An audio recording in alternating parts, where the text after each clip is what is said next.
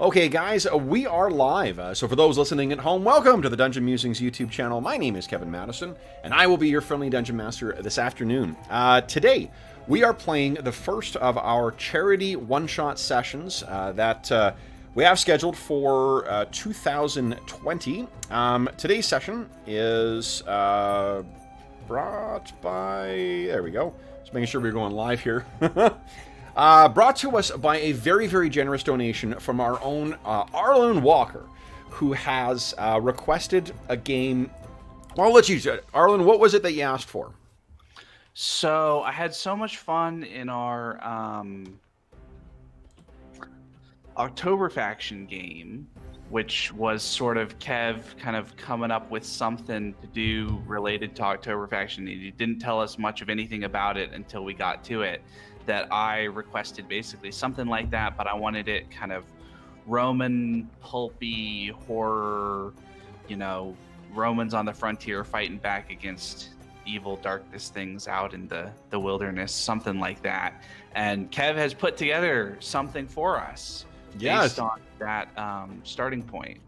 So the game we're going to be playing today is the Pinnacle Entertainment Group's Savage Worlds. Obviously, I've got the thing on there. This is the Adventure Edition. At the time of recording, this is the most recent edition that I believe came out last year. And we've got a mixture of people with different levels of familiarity with the game. It's all regular faces to the channel, but different levels of familiarity with the Savage Worlds system. Why don't we do this, guys? We're going to first go through, tell us who you are and who you're playing, and tell us what your experience with Savage Worlds has been to date. So first up, Arlen. Hi, I'm Arlen. I'm playing Praetor Falco, who is sort of the leader of our band of miscreants, as I understand it.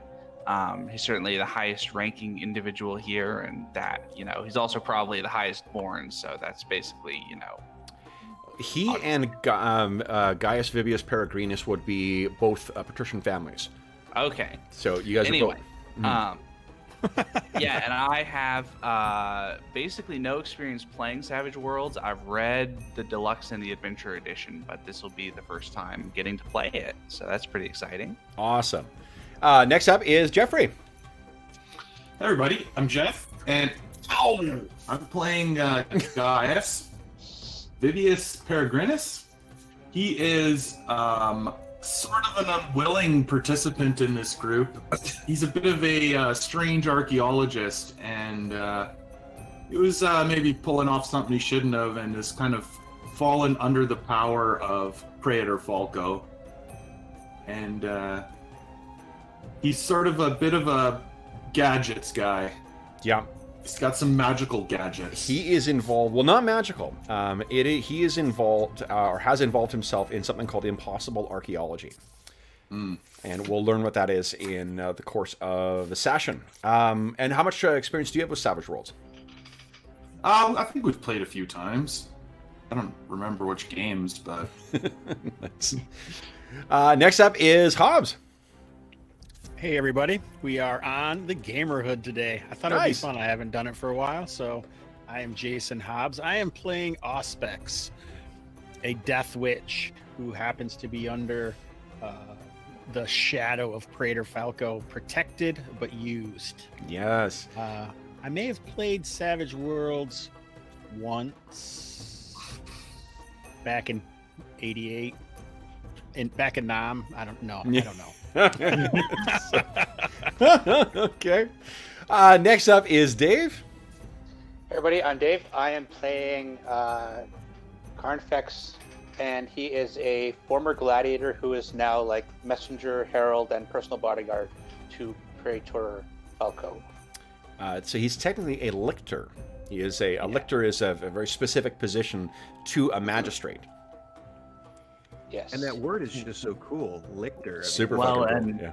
So the lictors are the ones who, at least in formal occasions, carry the fosques, which is where the word fascism comes from, because the fosques is a bundle of sticks and an axe that you use to beat people and behead them with. And you do that to people who, you know, look at the important person the wrong way. That puts the L in lictor right there. If I think you all have access to each other's character sheets. If you look in the equipment for Carnifex Fuscus, you may find his fasties there. Nice. Yes. And All right. last but not... Oh, and what was your familiarity, Dave, with Savage Worlds? Oh, and yeah, I played some Deadlands Reloaded years and years ago. It was actually my first Roll20 experience, was playing Savage Worlds Deadlands Reloaded, but it's been a long time. Okay. And last but not least is Sean. Hi, I'm Sean. I'm playing Centurion Titus Dedius Audens, a puts the V in veteran. He is a centurion. He's aging out of his occupation. His star has dipped beneath its azimuth, but he's been given this important role, and he wants to. He thinks there's chance for redemption. Nice. And what's your familiarity with Savage Worlds? I've played it quite a bit. I've never run it, but I've been a player. I mean, it's probably up there. It's inadvertently up there of all the games I've ever played. I'd have to say the hours probably are pretty high. Nice. Good. As a So player. we'll rely on your help here.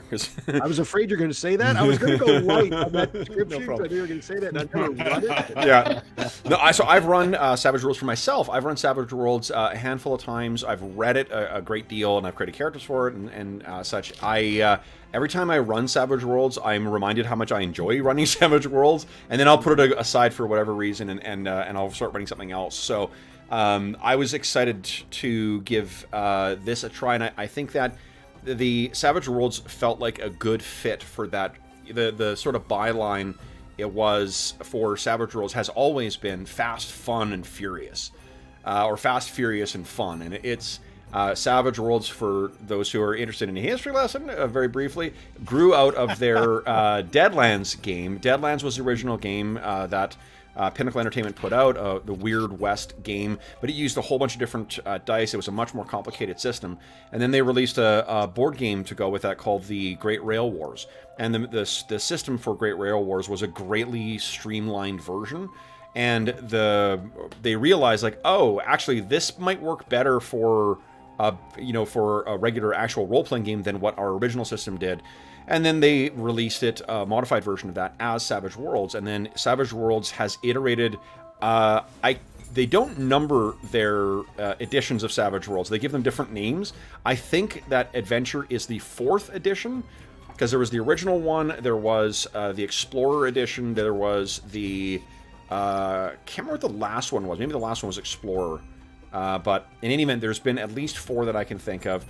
And each iteration has been really a refinement of that core mechanic.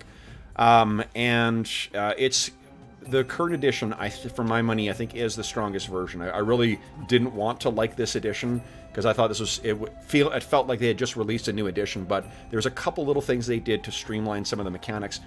And one of the interesting things about Savage Worlds, and you guys can tell me if I'm wrong about this at the end of it, Savage Worlds to me always plays better than it reads. It's one of those games that when you read it, it feels like there's not really enough game here, but at the end of every session of Savage Worlds, I'm always feeling like, fuck, that was a lot of fun.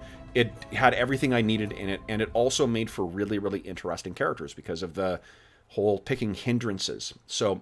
and hindrances are the drawbacks that you get for your characters, the things that are the less than great versions. It's awesome that Savage Worlds, there's a great incentive to get more points to build your character by taking those hindrances. So Savage Worlds characters often have more rough edges to them than what characters in other RPGs do. It also, from another perspective, gives you a chance to play an asshole and say you're playing your character properly. So... And Right. I think that every single one of these characters is an asshole, so it should be fun to see. So, guys, let's just quickly talk about task resolution in this. I'm just going to open up one of the character sheets just so we've got the bare mechanics on here. I'll open Gaius's first because I think, Gaius, you've got everything that all the players have. Oop, what are we doing here? Okay, so Gaius...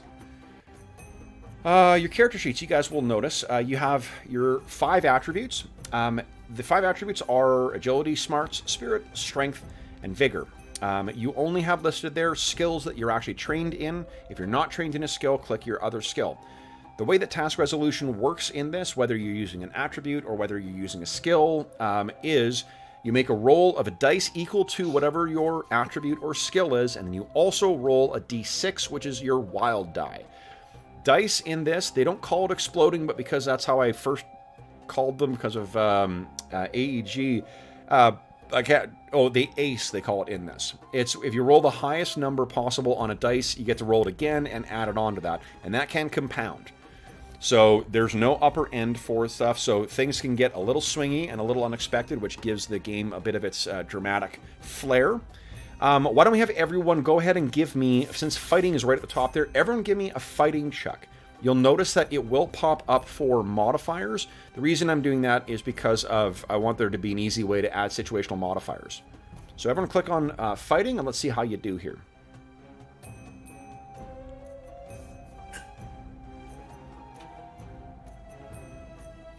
Okay, maybe I should scroll down here. Okay, so someone clicked on their display for their character.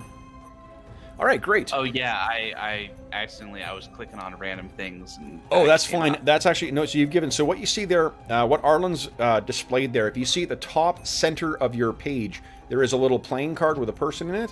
That displays this sucker, and it gives me the full breakdown of your character. And each of those hot links there, they'll roll whatever you're trying to do. All of your attacks, guys, anyone who's got weaponry, it will first roll an attack, and then you'll have to roll damage separately.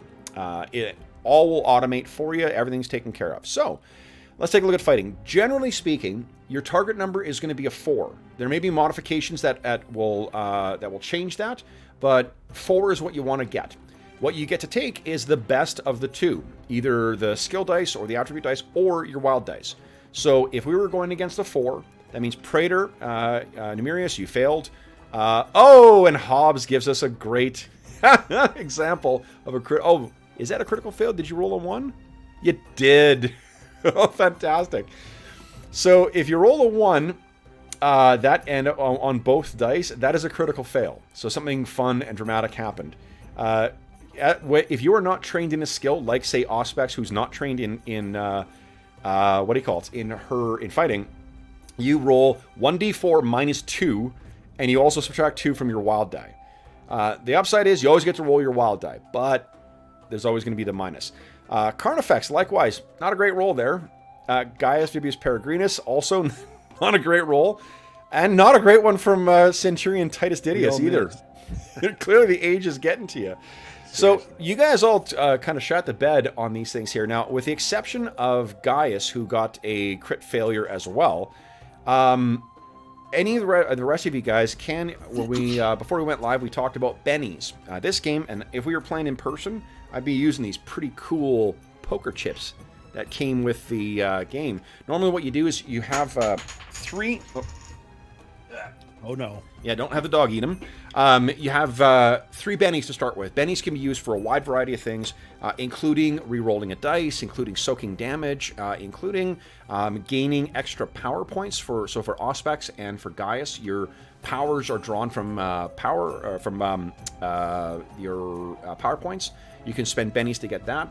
As you do funny and interesting things, I'll give you more bennies, but bennies are basically the narrative meta currency that helps you blunt the results of the dice rolls.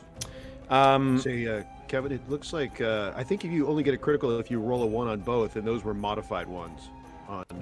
I see a 1 on Gaius. So Gaius was a 3, but then he had a -2 on the modifier, making I'm it a seeing, 1. Auspex, where does it say 3? I was looking at Gaius, but Auspex. Hover over it. Auspex rolled a 3. And I see what you mean. Yeah. Okay, yeah. No, you're right. It's only a natural. So his invaluable knowledge of Savage Worlds is already paying off. Fantastic. My plan is coming together. So it shows up as red if it's a 1? Yes. Yeah, it shows up as red if you actually rolled a 1. Yeah. Correct. Okay. Good call. So now Carnifex, however, when you're using your knife there, that was a hit. If you roll a 4, that's a success. Every 4 by which you beat your target number, that counts as a raise. So raises are good. Raises do things like you get to roll extra damage, like you have better effects. You get to soak more wounds if you're getting the shit kicked out of you. If you are targeting someone else, it becomes a contested roll, like in most games. If you're just rolling against something, your target number is always going to be a 4, but there may be modifiers to your dice roll. It never modifies the target number. It always modifies the dice roll. So the game makes sure that all that stuff happens to your dice roll. So when we add the modifications, that's why I've set it so that those will pop up. In addition, if you're trying to hit somebody, you're going to want to try and hit their parry. So you'll notice that some people's parries are a little better than others. Auspex, for instance, has a parry of 2. I think that, yeah. And you compare that to Carnifex. Carnifex, I think, has a parry of 9. Whoa. Yeah. And then when you hit somebody, then what you get to do is you get to roll damage. And you roll damage and compare it to their toughness. If you beat or equal their toughness, they are shaken. If they, and that becomes they're sort of shaken and stunned, they need to try and recover from that. Or they can, if they roll a raise, they're doing wounds on the person. And if they're already shaken, then you do wounds. You can take 3 wounds. Each wound gives you -1 to all your dice rolls. If you take a 4th wound, it's been fun playing with you. You're shuffling off this mortal coil, and, well, you aren't, but your character is. Yeah. So, I'm like, whoa. I got plans tonight. Come on, Kev. for most of you guys, then you can also spend a Benny to ignore being shaken. So there's Benny's become this very valuable meta currency, and it's intended that you make use of them. I have bennies as well too. I start with a number of bennies equal to the number of players, and then I also have there are 2 types of characters. There are wild cards and there are extras. Wild cards take wounds, and wild cards have dice that explode. Extras do not take wounds, and I can't remember if extras have their dice explode or not. I think they do. I think they do. Yeah, I think they do as well. But they don't get the wild die. They don't get the wild die. That's what I'm thinking of. Yes. Yep. So the wild die, they don't get the benefit of that. So your wild dice is the thing that sets you guys apart from anyone else. You may also ask why I've got playing cards on here. There's a lot of different ways that the game incorporates playing cards, be it in chases or in extended tasks, but also in initiative. We don't roll initiative. What we do is we draw cards for it. So, and then what we do is from the highest card down, we go through, and it goes reverse alphabetical order for suits. So it's spades, Spades, hearts, diamonds, clubs. Otherwise, this is the game is very free-flowing. There's lots of ways we can sort of abstract stuff with dice rolls. We will be doing that. There's some fun stuff that we're going to try out, including like adding in travel montages and stuff like that. And I wanted to give a try out to my box that came with this cool thing called the Adventure Deck. So before we jump into the adventure proper, there's a lot of permutations. I'm sure that especially Gaius and Auspex, you guys will have questions about your powers. The things you just need to be keeping track of, your blue bar on your token, that is your power points, and it's linked to your power points, so you can just take them directly off of that. Both of your things, Gaius, your impossible archaeology devices, and Auspex, your necromantic powers, those all run off of your PowerPoint pool. Auspex, you regain 1 power point per hour unless you're draining it from something, but you also have, you'll see you've got that, is it the Haruspex? You've got something that is a vessel for power for you. Do you see that on your character sheet? Not yet. Oh, reliquary. If you scroll down on your powers. I saw that. The reliquary, Yeah, I saw so what this is, there's one of the ways that Savage Worlds differ or makes each sort of power and whatnot different from each other is by the trappings. You'll see under each of your powers there's trappings. I want you guys to go nuts with how you describe this stuff. I know that your stuff works as a necromantic powers aspects, but whether that's subtle, whether that's really, screaming skulls we see, or whatever way you want to describe that we'll have that as the trappings. Gaius, your stuff is just, think of it like using like 70s sci-fi tech. That's sort of what your stuff is.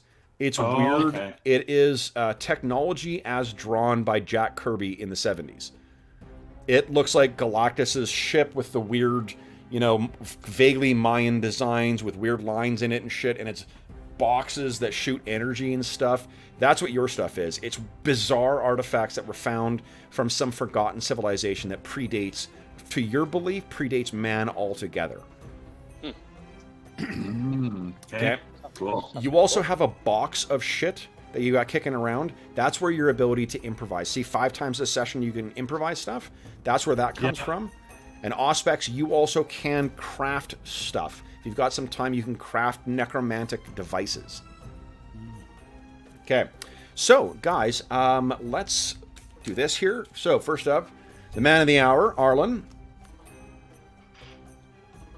Oh, this one I'm going to punt over. Here, you know what? Let's do this. I'm going to draw for each of you, then you tell me who gets this. Because some of these will apply to your character, some of them will not.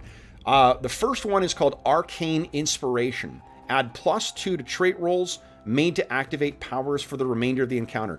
What you're going to be able to do, guys, is you get to... imagine this is sitting in front of you. You get to use it once per session. So, Arlen, who's going to get +2 to trait rolls made to activate powers for the remainder of the encounter? Who's having Arcane Inspiration? Seems like Auspex probably ought to get that one. Because she works for you. Yeah, yep, that makes sense. Yep. Next up, Jeffrey. Adrenaline Surge. Your hero gains an additional and immediate turn, including new movement. Adrenaline Surge. Ooh. I think that probably is Carnifex or Centurion Titus would... Centurion Titus is more of a leader. Carnifex is more of a, what do you call it? More of an actual, like, solo combatant. However, it does play in with Centurion Titus's backstory to trying to want to seize one last moment of glory, too. So, what do you think, Jeff? Yeah, totally. I think let's give it to Titus. Nice. Titus, you have Adrenaline Surge. So once, you get to take an extra and immediate turn, including new movement. Next up, Hobbs. Dark Bargain. Play after contact with an arcane force or strange incident. Draw an adventure card immediately and increase the number you may draw and play one forever. Gain the battle... Oh, this seems a little too... That's for an ongoing campaign. As I'm reading, I'm like, this sounds awesome. This sounds awesome. We're playing a one-shot. Come on, Madison. Ooh, Hobbs, here you go. Betrayed. A trusted friend turns against you, allying with your foes and spilling your secrets. You gain a point of conviction or refresh your starting bennies. So what you get to do is call someone out as a betrayer, and then you get to refresh your bennies. Seems like Praetor Falco should get betrayed. Yes! Nice. Awesome. I like it. Okay, Dave, perfect timing. Play a Benny to search through the remaining adventure. Oh, that's too difficult because you don't have the deck in front of you. Get savage. Your character gains the benefit of any one edge, regardless of requirements for the rest of the encounter.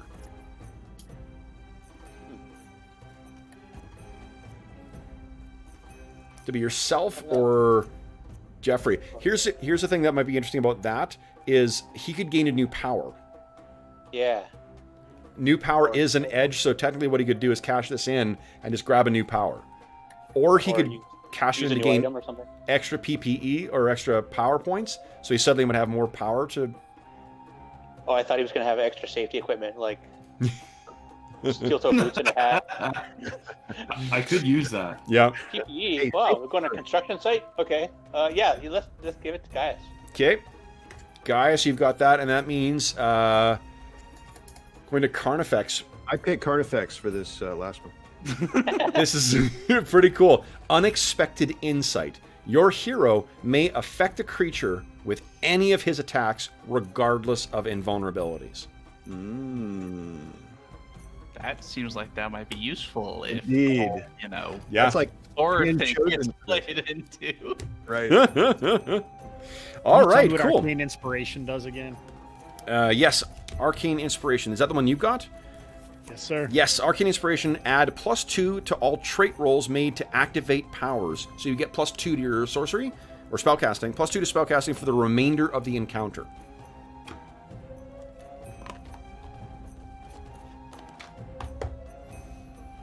All right. Now, that gives us a good starting point here.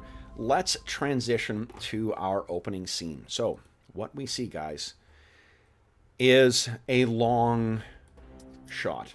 This is a long establishing shot of this. And what we see traveling along this road is we see 13 men. 12 men and 1 woman. The people traveling along here, let me bring your tokens over just so we got all that in one place. At the front of, well, actually, Centurion, what do you think? Would you and your men be at the front, or would you be at the rear? This is what we can tell from the big white lettering. This is Roman Britain, 1st century CE. And in white lettering we see as well, too, that this is Camelodunum. So, our heroes are moving along. Centurion, this is the nearing the end of the road of a trip that has taken you nearly 4 months. 4 months ago, you were commissioned to magistrate Praetor Falco and commissioned with a unit of 8 conturnibum? What's the word? Here we go. I saw it, but I hear you on the pronunciation. Contubernium. A contubernium, a unit of 8 centurions, or 8 legionaries. The legionaries who you have been assigned are freshest of the fresh green troops. A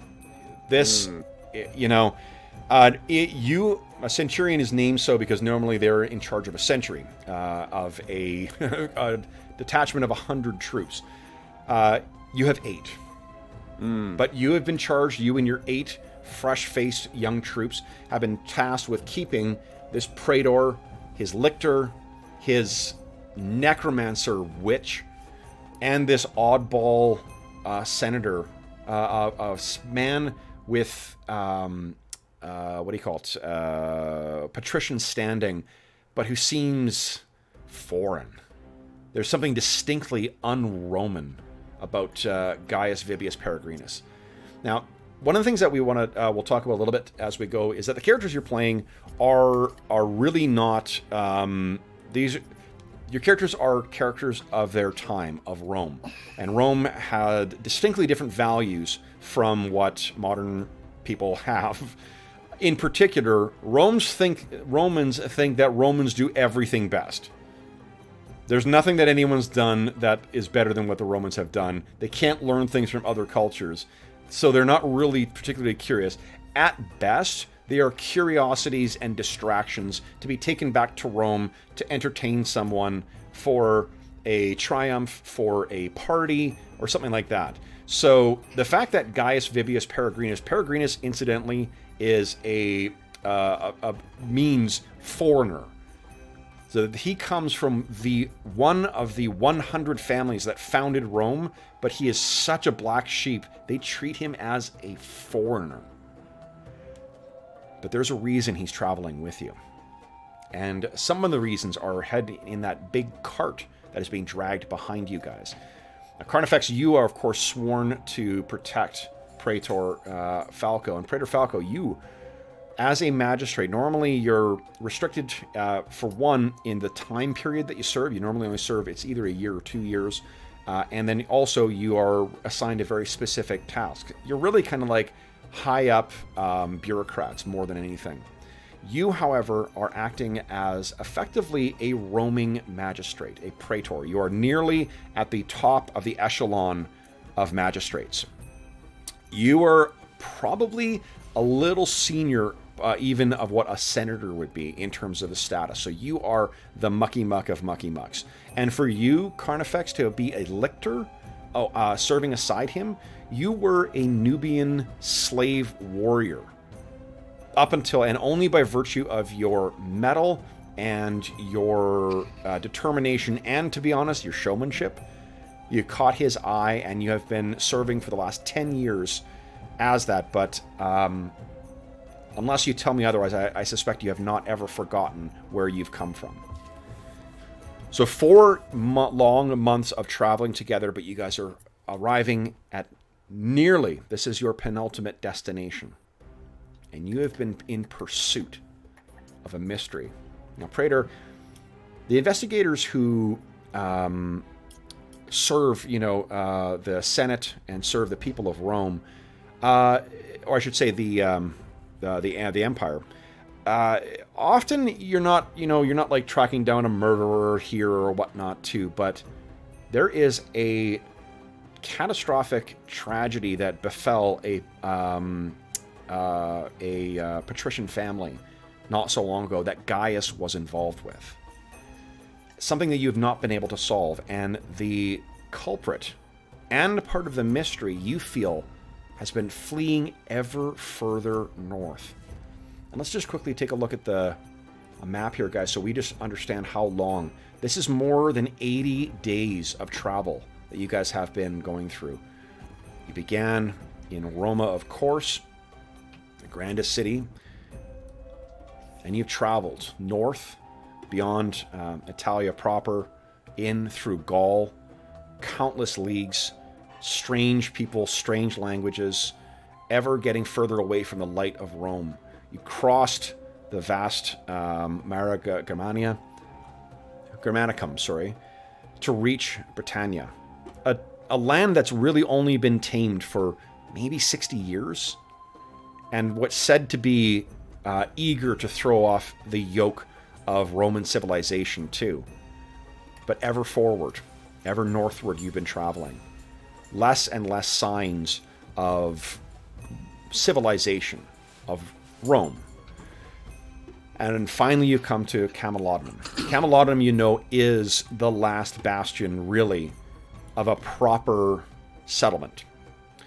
What lies further north are at best forts, at worst savagery. So, as you walk up, and you are greeted by a legionnaire who is guarding the entrance to Camelodunum. He gives you a salute, and who do you think is leading here? Centurion Titus or Praetor Numerius? What do you think, Praetor? Titus. Yeah, I was going to say unless the Praetor wanted it differently, I'm thinking that he doesn't want to be bothered necessarily with the handshake with the common guard. So Titus's group. You asked previously, Kevin. I think the Contubernium is probably spread out in a tactical, sensibly spread out with someone in front, someone in back, folks on the side, and would be the usual. And I probably took point, especially for probably not normally, but for the handshake to enter the city and to declare who we are. Okay, let's do this. Would you, Praetor Falco, would you give me a common knowledge check, please? And you can add +2 because of your aristocracy skill. Now, one of the things that was a change between last edition and this edition is characters start with a base level in more skills than what they did in any previous edition, which is really great. Very cool. Okay, because the +2, right. So 6 is, So here's the thing, and you've had lots and lots of time to think about this. Normally, investigating something, when you are investigating something, it is you and Carnifex Fuscus. It is the two of you guys. In fact, I'll put you guys together here on the screen here. Whoop. I'll put the oddballs elsewhere. There we go. You two are, you are able to command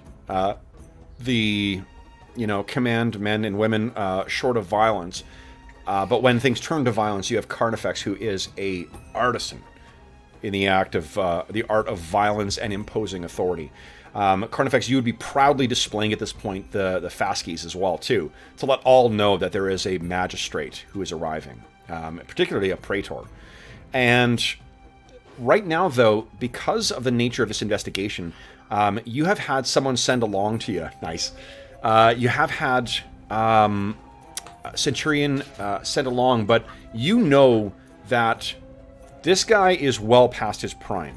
A Centurion in good standing would be commanding armies. Rome is ever expanding. There is always call for work for the armies. But for some reason, this person has been sent along with you. And to add insult to that, there's also a bunch of, like, these look like children who have barely grown into their armor. So something is going on there. This is the first time you have brought Auspex with you as well, too. And Auspex, given the outlaw nature, what I think the position of necromancers in Rome at this time, and witches in general, and fortune tellers and things like that, is kind of like, I think it would be the equivalent of, like, say, prostitutes in, like, say, the 70s, where they're convenient. There's a lot of people who make use of them, but if they cause problem, they're fucking dead, or they're, you know, arrested or whatever else. And necromancy is technically outlawed, but because of the belief in the afterlife, lots and lots and lots of people keep you busy. This is the first time you've had to travel out in the wilds, though. In Rome, you know where you are safe and where you are not safe. The last 4 months, and the way Auspex looks for the rest of you guys is a woman wearing a black robe covering all of her, kind of like a hijab, apart from the steel mask that you see on her icon there. She probably keeps herself quite heavily perfumed as well to avoid it. But Hobbs, do you think in the time you've worked with the Praetor, has he seen you unmasked, or have you kept masked the entire time? Probably masked the entire time. No reason to give him thought to not be my protector any longer, for sure. Yeah. And what you found at Praetor, the only reason you put up with what your task has been is generally, in addition to investigating crimes and whatever else, or prosecuting criminals, I should say, significant criminals, that is, you are charged with investigating strange occurrences, unnatural things, and to ensure that they don't cause trouble for the grand families of Rome or for the empire itself. And it's one of those such things that has brought you so far north. So, Centurion, you look back and the Praetor seems not to be going forward. So, unfortunately, because of that old war wound of yours, you are going to have to sort of, hustle along a little bit to get further forward, because you do move slower than anyone else. Yeah, I've got a little shuffle to my... I'm pretty good in one spot, but yeah, the hustling is an issue. And 4 months of this too, like 4 months of constant reminders of that your best days are behind you.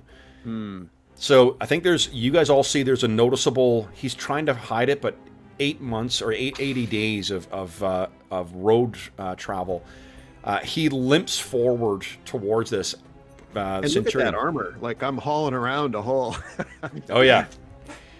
So as you approach, the legionary gives you a Roman salute and says, "Ave, Centurion." Ave. I am Centurion Titus Didius Audens, the Praetor Numerius Tequintus Falco is here to your city and demands entrance. And he looks. We heard a magistrate had been sent for, but he's here.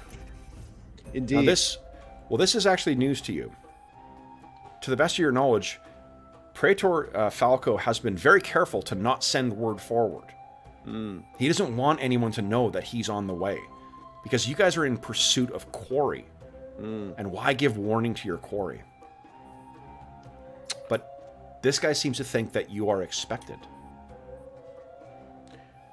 I will require a word with you, Legionary, but in the meantime, the party needs to proceed. Of course, Centurion. Governor Appius Titurius awaits you. Please. And he leads you all inside. Praetor, you overhear this as well, too. I think what's your notice? My notice is D12 plus 1. Let's just see, because it'll be fun. Let's give us a notice roll here. Holy shit, 11. So that is nearly 2 raises. So you easily overhear what's happened there. What do you react at all? I think I kind of sideways glance at Carnifex, and that's probably enough to let him know that, we worked together long enough to know that something's up.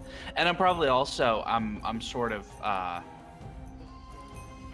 kind of thinking about this, but this is also kind of an interesting thing. Obviously, Britannia is as far as Julius Caesar ever got. And so there's a sense that I am, at the very edge of the world that the forefathers have claimed for us. And that's, probably weighing on, the weight of that Roman power is, and being the expression of it, of course, is the Praetor. Yeah. Is something that I'm kind of thinking about as we approach the city. Okay. So that is definitely, weighing on you. And I guess the one thing to consider is, what do you intend to do if your prey flees beyond the Empire? Well, no self-respecting Roman would allow the prey to flee to safety. Nice. Certainly, when who was it who I can't remember, back in the Punic Wars, we pretty much hunted down Hannibal when he fled to the court of Philip IV of Macedon. So I'm not going to do any less than my forefathers did back then. Awesome. So you guys are led through Camelodunum, and what you find is, as is the case in a lot of these colony towns, it has been converted as best as Roman engineers and architects can do to be a little slice of Rome. I sent, for those listening at home, I sent around a link to this really cool tour of a 3D model of a Roman fort from that I did not. I'll post it in the description of the video after the session, because I forgot to do that. But that'll give you an idea of what you guys are seeing here.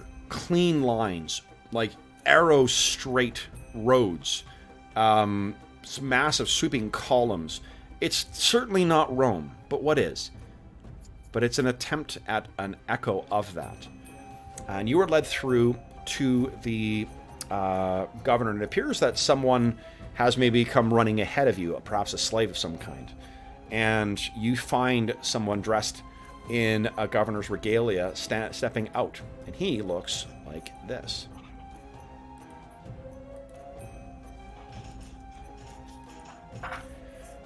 This is Governor Appius Titurius, and he seems, from the beaming grin on his face, and he's looking squarely at you, Praetor. You're obviously stand out because of the purple stripe on your robe, or your toga, and even in spite of your traveling attire, he comes down and says, "Magistrate, truly, so the Empire's mail is a miracle to have brought you here so fast." Yes, the roads were better than we could have expected, all thanks to the engineering of our legions. But you seem to have expected me in Camelodunum here at the edge of the Empire. Indeed. Indeed. We sent word, did we not? A mystery here. A mystery here? Yes. 3 bodies. Scorched. Seemingly burned by the gods themselves. And there is a heavy, knowing look that Praetor Falco you exchange with Carnifex Fuscus, and you fix your eyes on Gaius. This is not news to you, but is troubling. This is one of probably 5 similar such incidents that have occurred, that you've come across tracking your quarry north. Bodies seemingly scorched by the heat of a forge itself. But what you know that this governor apparently does not is that there is a will behind that lethal fire. One second here.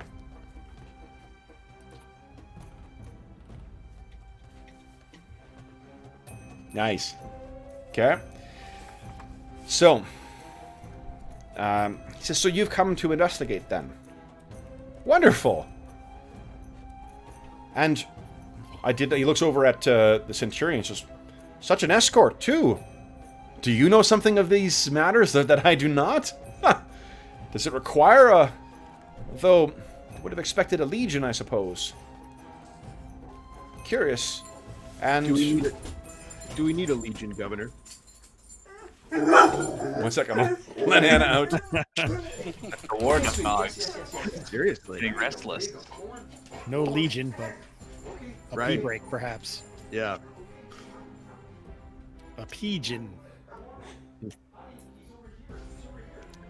It was actually Philip V of Macedon. I'm sorry, I was mistaken. It's an outrage, Arlen. An I know. outrage. That's terrible. How can you make such a mistake? My history professors would be very disappointed in me. I have to say, I was a little bit offended. Yeah. She was dead asleep, and she suddenly heard my son's voice. It was like, what the fuck? Okay, so so where were we when we walked away? Sorry, guys.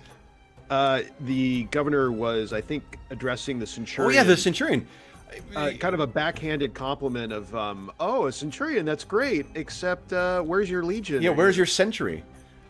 Do we need a curious. century, Governor? Is there... Are you... and he looks at the lot of you. Are you companions from the road, then, perhaps? A traveling entourage? Or do you bring these with you, Magistrate? Do you know something I do not? Oh, I'm sure we'll both know as much as each other soon enough. You know as well, you don't need to make a roll for this, but those who reach this status of governor in such things are either the, idiot offspring of incredibly powerful people, or they are very ambitious individuals who have clawed themselves into that position. Yep. Okay. Says then, perhaps we should, so you would, I would have you stay with me then, Magistrate. And your lictor as well. Are you of a citizen? Are you, and he's talking to you, Gaius, are you of the patricians? Indeed, I am, Governor. Forgive me. Nice to meet you. Your name, patrician, what is your name? Gaius Vibius Peregrinus. So Peregrinus. at first he seems like, oh, that's pretty great. And then when you give the Peregrinus, he kind of... That is an odd appellation. How exotic. How modern. Please. Inside. And Centurion, please. So he leads you guys in. You all look at each other and begin making your way inside. Gaius, the camera hangs on you. And then we see, as you step inside, it goes up, and we will cut back. This is 4 months earlier. What our camera opens on, guys,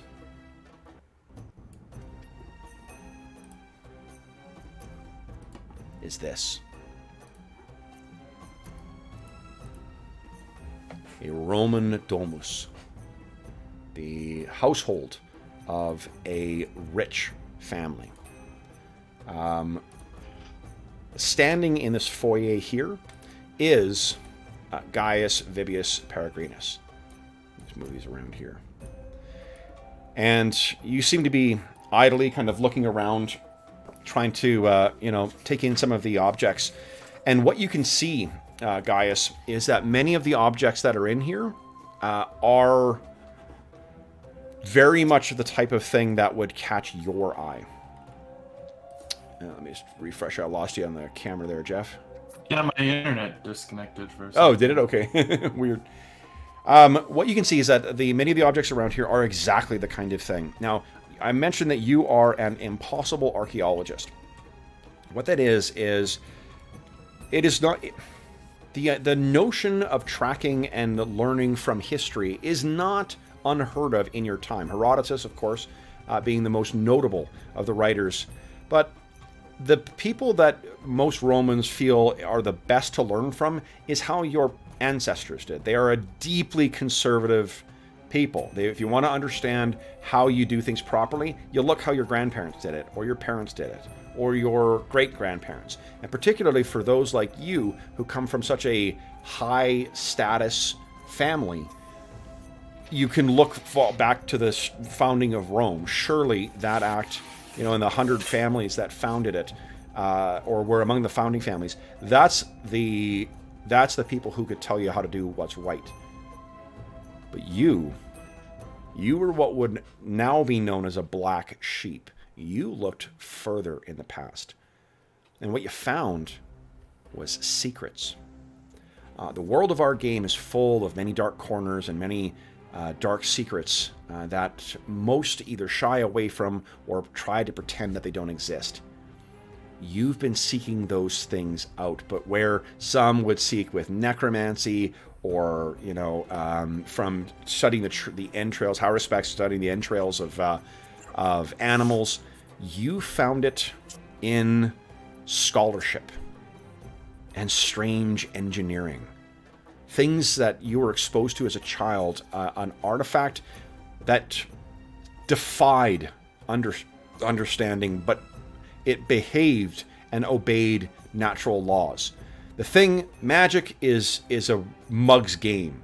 The rules seem ever shifting. The likelihood of having a spell result the same way, the same time, it's nonsense. Relying on spirits and gods. But your study, that is something different. What do you think the impossible thing that you saw as a child that threw you along this path was? So think of some weird, like clearly it's technology, but misunderstood by your people. A way of... Right. Even just something as simple as a light source that's not fire, right? I mean... What about, we'll go a little more sci-fi for, what about a light source that will drift along with you? What if it's like a ring that you set it in motion and you can let it go and it begins glowing and then it will follow along with you? And light your way. Cool. Yeah. So you saw this as a child and you're blown away, and you've spent your family's not insignificant riches and your young life in pursuit of these things. And you've amassed a small collection. That's what your 3 items are, as well as the other kind of gewgaws you've got. Yeah.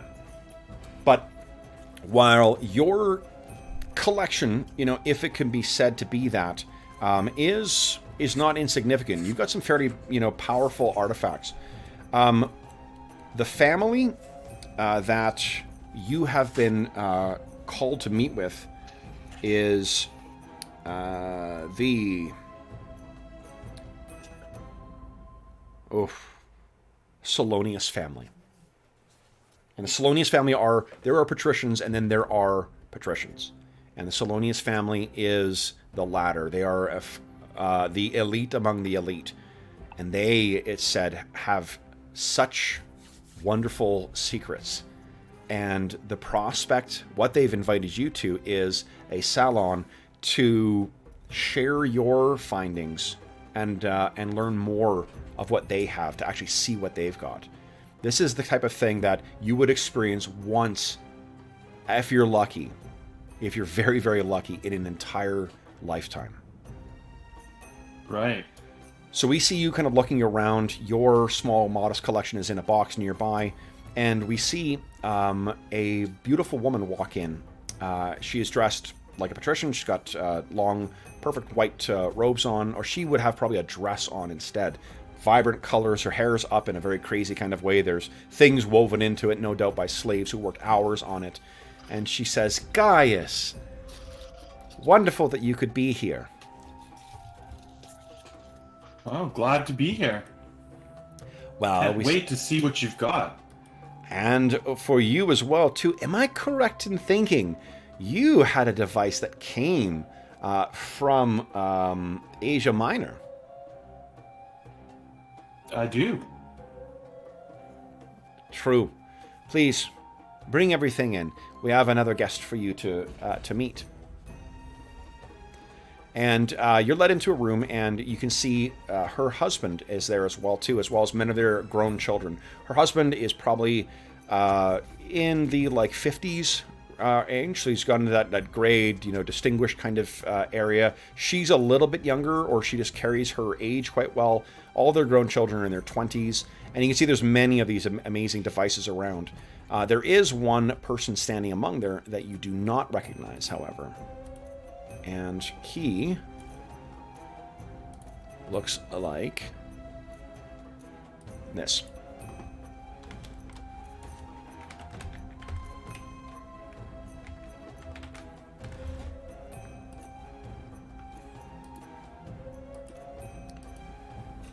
A very severe-looking young man, quite Roman-looking, but he is introduced to you as Icarus. And Icarus is a Greek name, isn't it? So it's unusual. Although, I mean, with what people call you, Peregrinus, surely, you're not anywhere to point fingers at foreign names. But No. what happens is he meets you, greets you, and sort of nods. And what do you say next? There are so many of these. There's like 6 or 7 devices here. Like, sort of laid out in front of everyone? Yeah. Like, one of them appears to be a tube of some kind that has all these markings and etchings on it that also seems to hum. One of them appears to be a box that has a couple of spheres coming out of it.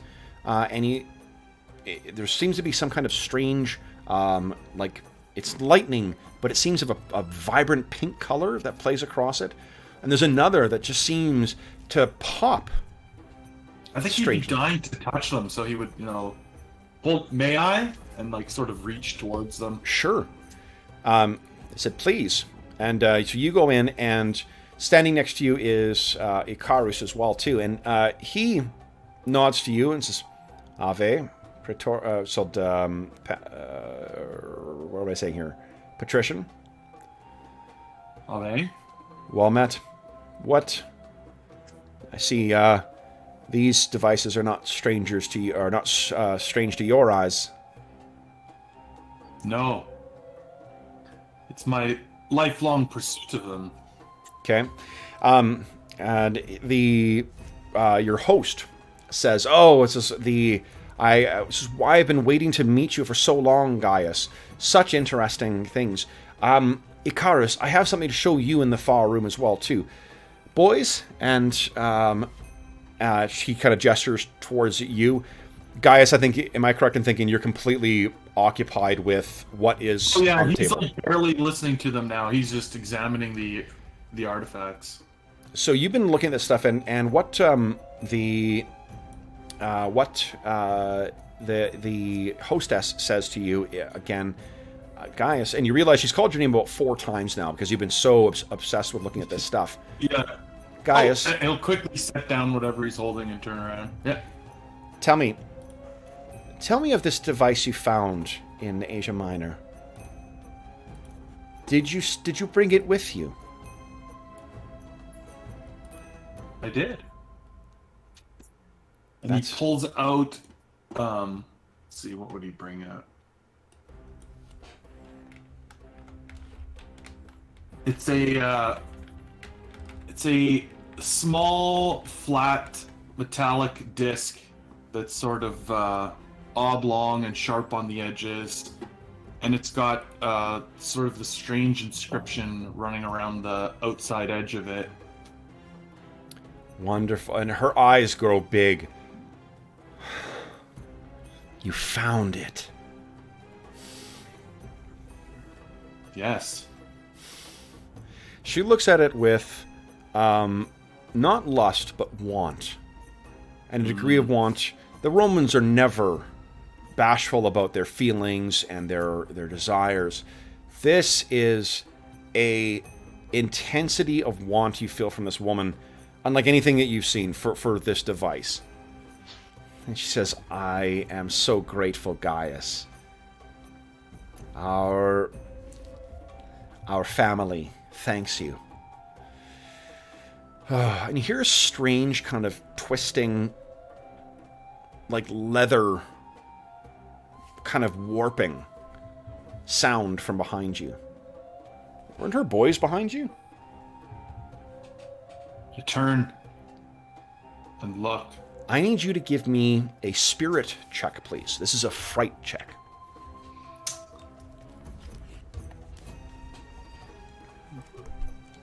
Oh. Oof. Well, you got a 5, though, so it's a success. Yeah. All right. So you stagger back, and you kind of hit the table behind you and drop whatever you were carrying onto the table. You were looking at your face.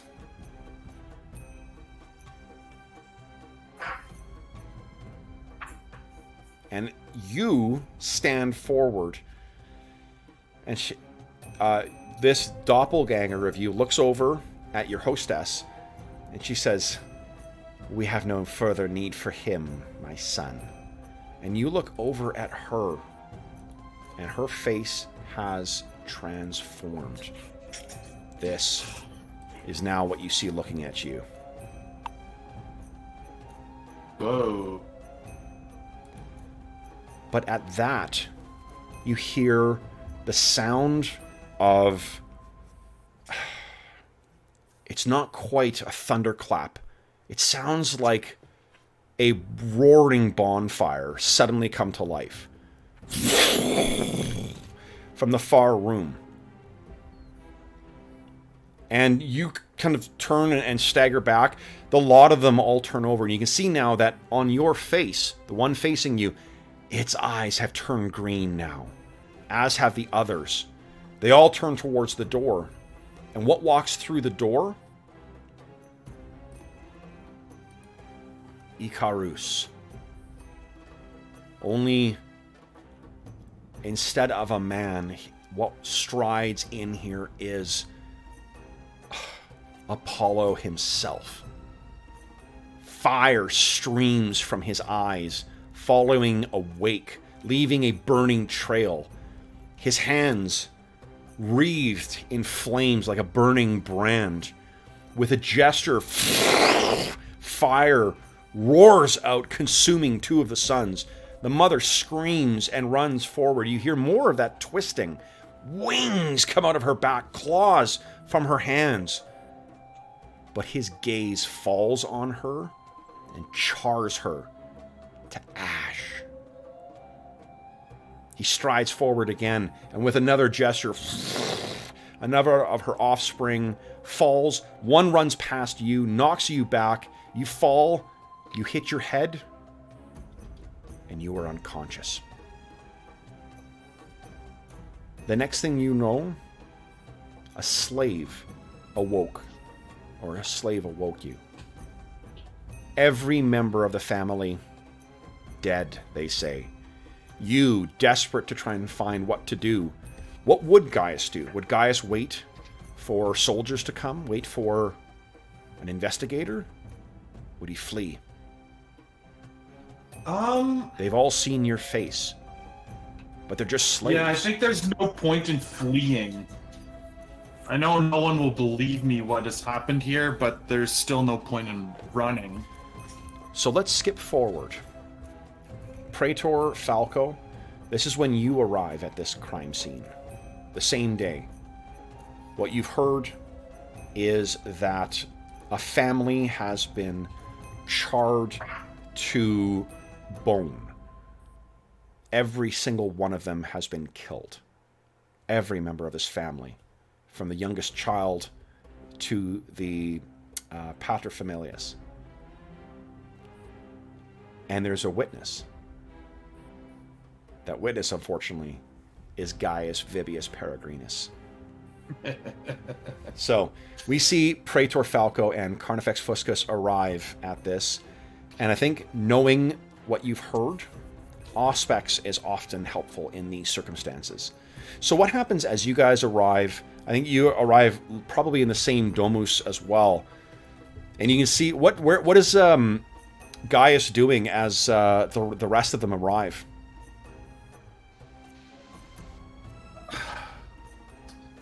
I think he's running over and over in his head what happened and trying to imagine a way to describe it that wouldn't sound crazy. Okay.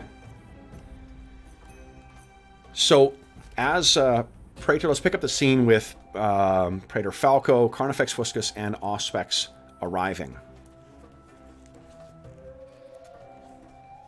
With no living aristocrat left in the house, Gaius would be the highest ranking, would it not be for your standing as a magistrate, Praetor? So you come in. What do you do? Well, I'm going to. So I turn to Lictor Carnifex and say, "Gather up the slaves. We'll need to talk to them eventually." Okay. And then probably send Auspex with him. How does Carnifex act with those of his former status? Is he the worst kind of ex-boss where he's just shitting on everyone who's beneath him now, taking the abuse of his former masters, or? It's two-faced. So in front of Praetor and other Romans, he knows that he can't show weakness or compassion towards these subhumans. So that's when they see, the mean side of him, and maybe even a little bloodthirstiness sneak out every once in a while to prove that he's doing work of the Romans as they desire it. Yeah. But behind closed doors and when there's no Romans to be had. So if he's alone with them, it's a totally different guy. He'll be compassionate and not nice necessarily, but he's not going to beat anybody or push the grounds. Okay. And then Arlen, I interrupted you. You were saying something about Auspex as well. Oh, then I'll probably tell Auspex to wait with Lictor Carnifex for at least a few minutes until I call. Okay. So for to try and see what you got out of this, guys, what you can do is you can do persuasion. Like, we're going to role play through with Gaius and Praetor Falco, but to give us an idea of how much is available for you to learn in that, you can use persuasion, which is the nice way to network, the nice way to try and get information. Or, in which case, bribery can play a role in that. You can give you a bonus to your dice roll if you've got some way of improving their standing. Alternatively, you can do the not-so-nice way, which is intimidation. And that's where busting heads using violence can actually benefit you. I can help with that. I did not doubt it. Auspex as well, you feel free to make use of any of your stuff, and then Praetor, you can also take advantage of that as well. So as you guys arrive, why don't we make some rolls first to get a sense of how this scene is going to go. So Praetor, do you wish to try and network as well? Yeah, I think I'm going to start by networking with Gaius Vivius Peregrinus and try to find out what he knows. You got it. So give us a persuasion. Yep. And then I get +2 for aristocrat, right? Because he's a fellow elite. Damn right. Yep. All right. Persuasion +2. Nice. Okay. So that's a success. So, yes, you will be able to... I think, Gaius, you maybe have been chatting a little bit more to these people before... before everything went crazy. So you will likely be able to contribute a little more than what you might think now. Carnifex, what are you doing?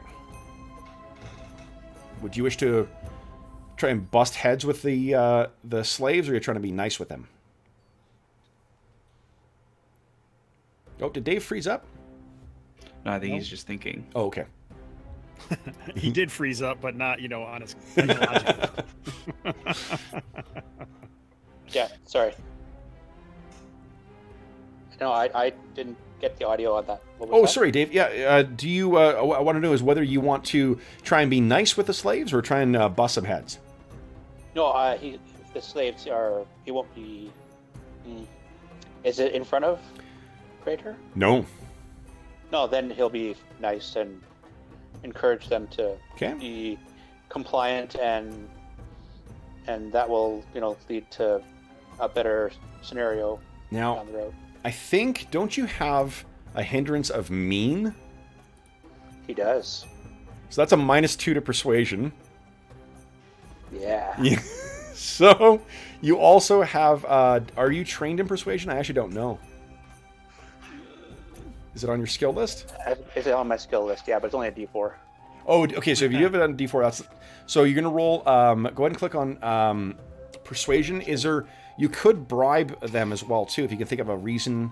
I don't know what you would have here to bribe them that wouldn't be a threat. Well, it would be better. Maybe it's better for them if I intimidate them right off the start into being good, and behaving. So go ahead. And I was going to suggest I'm going to call in the lictor with some of the slaves in a minute. So if we want to wait for a second for him to intimidate them, he's going to get ordered to do it pretty soon. Yeah. Well, you guys would know. You guys have been together for 10 years. You think you know what? Praetor Falco has no time for fucking slaves, fucking around. So, get them together and find out what they have to say. So, yeah, I think I'd go with intimidate.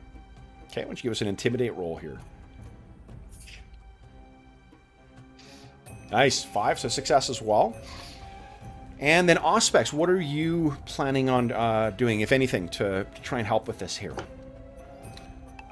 I think it's obviously something strange has happened, and I'm here for my own abilities. So spiritual awareness is something that I would be looking at. She slowly glides around the room of what happened, trying to take it in in her own special way. So there is... why don't you give us a notice check, please?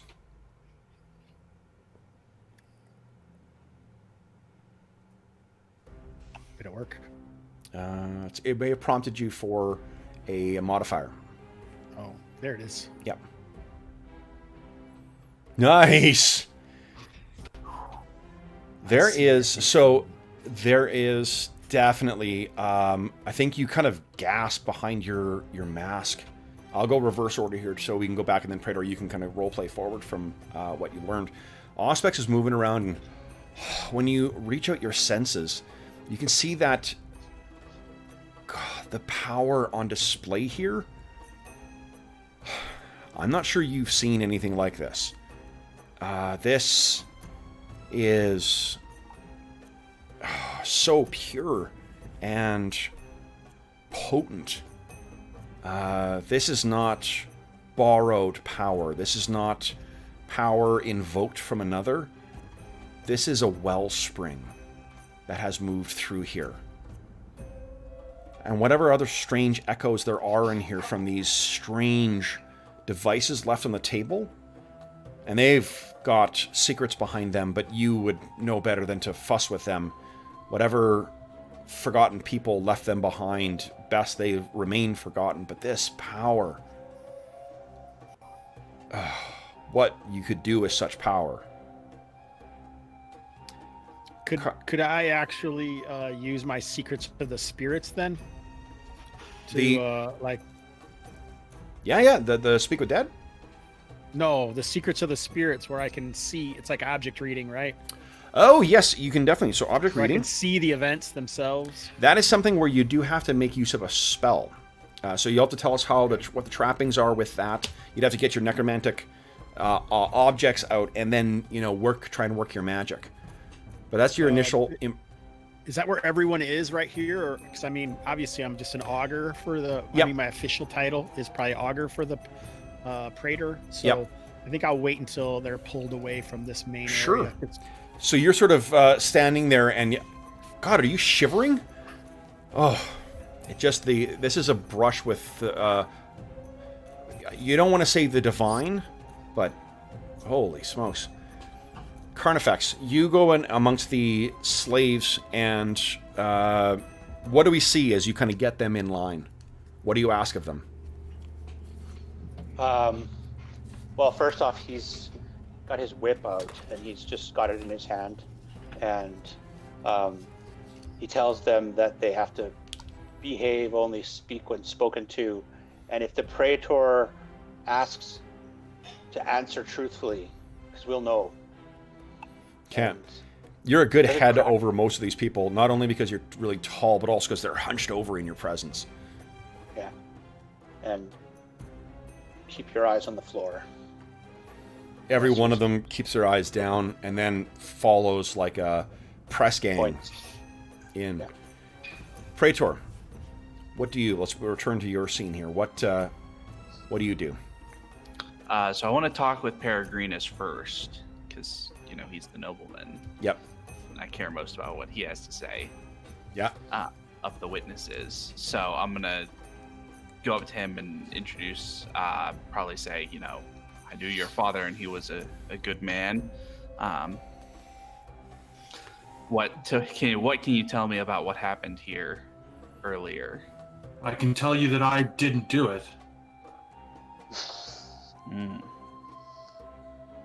What was the guy's name? Let me close this little window. Which guy's name?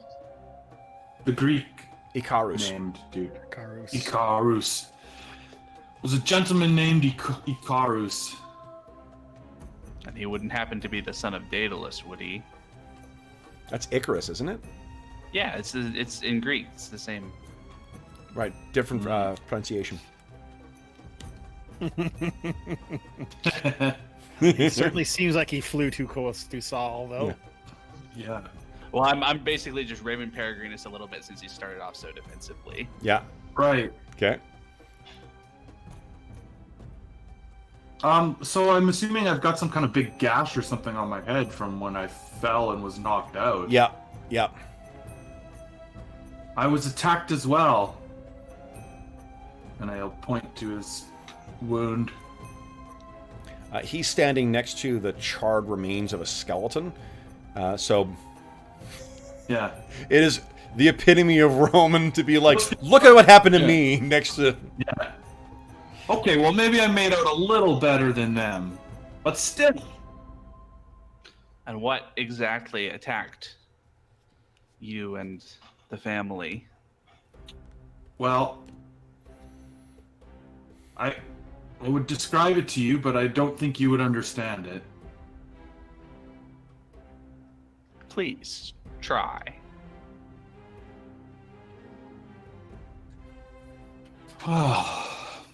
Obviously, a lot of powerful fire. He looks down at the burned corpse again.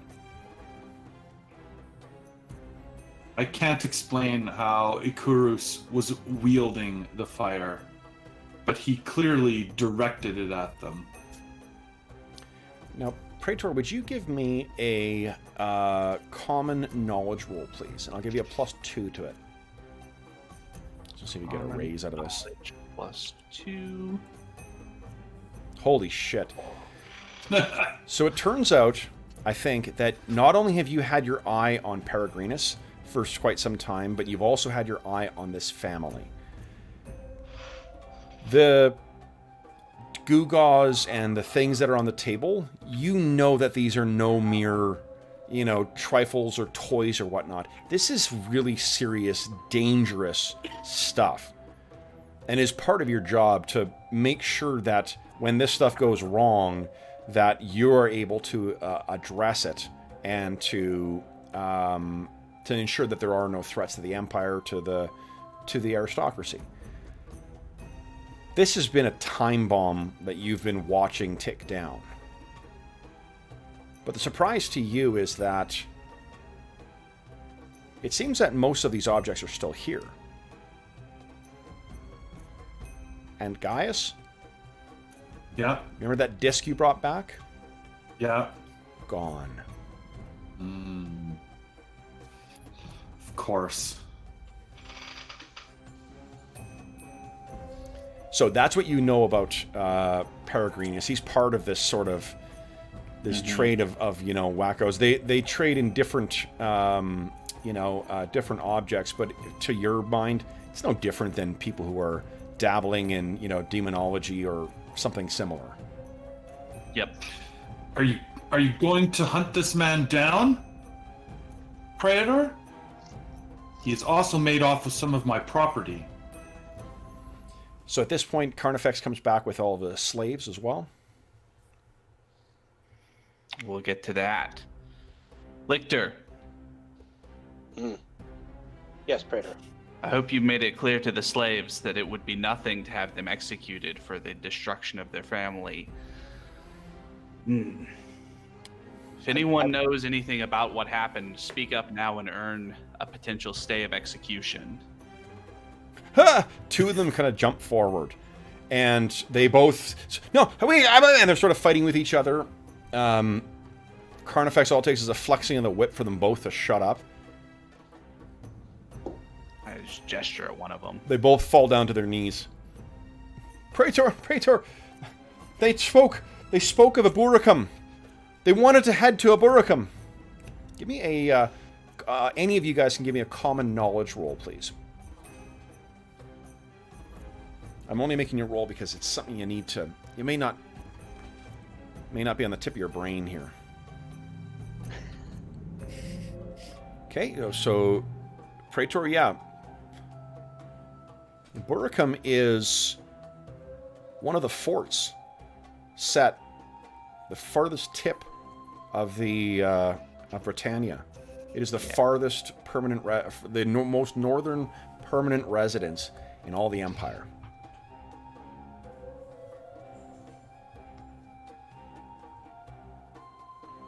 So that's what they're planning. They intended to go there. The entire household, the entire domus. Please don't kill us. Please spare us. Why did they intend to go there? I don't know. These things.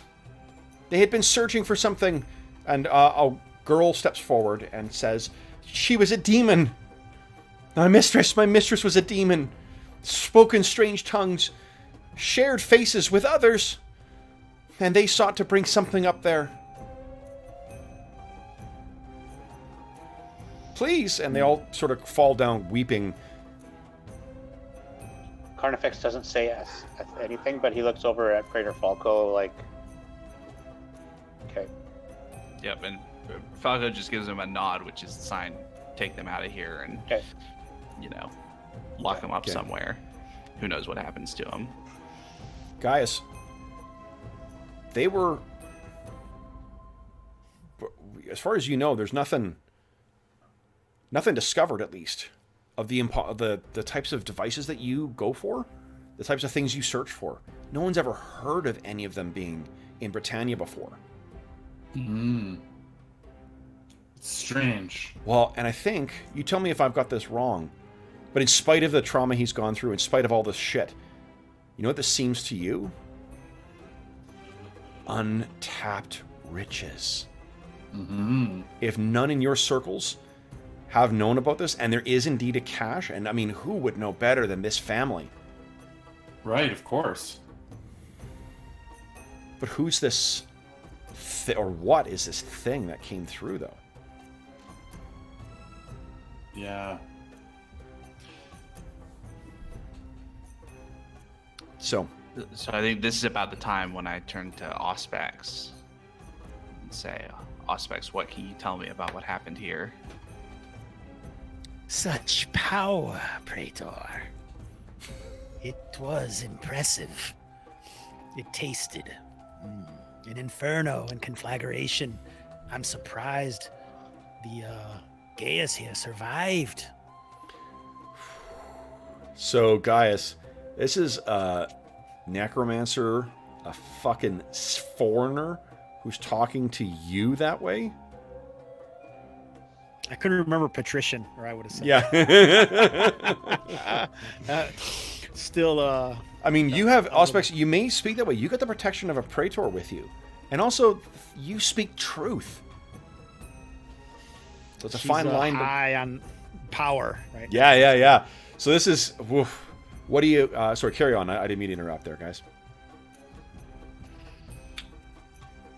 How much further would you like me to delve into it?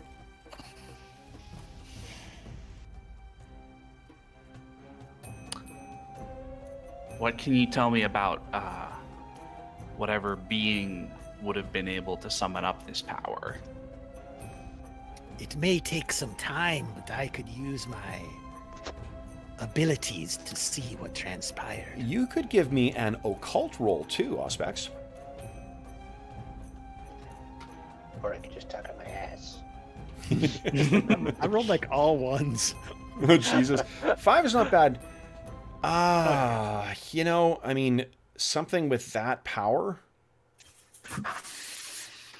The demigods are a thing of myth, but I mean, the power that you experienced, if not a god on earth, or some, I mean, the purity of it suggests it is not a creature of darkness, but a god of some kind, perhaps? The spawn of a god? And to give context, you've never seen, magic is ubiquitous in this world, but this is not a world where the gods walk the earth, you know? You provide benedictions and prayers that are sometimes successful and sometimes leave you insane. But this is a scale of power unlike anything you've seen before. So that would be your best guess. If not that, some powerful, powerful spirit. She fingers this cube that is wrapped around. It's her phylactery of bone and bronze, and can shift it around and touches it and rubs it gently. Yeah, it is a god walking the lands, magistrate. I would love to investigate more.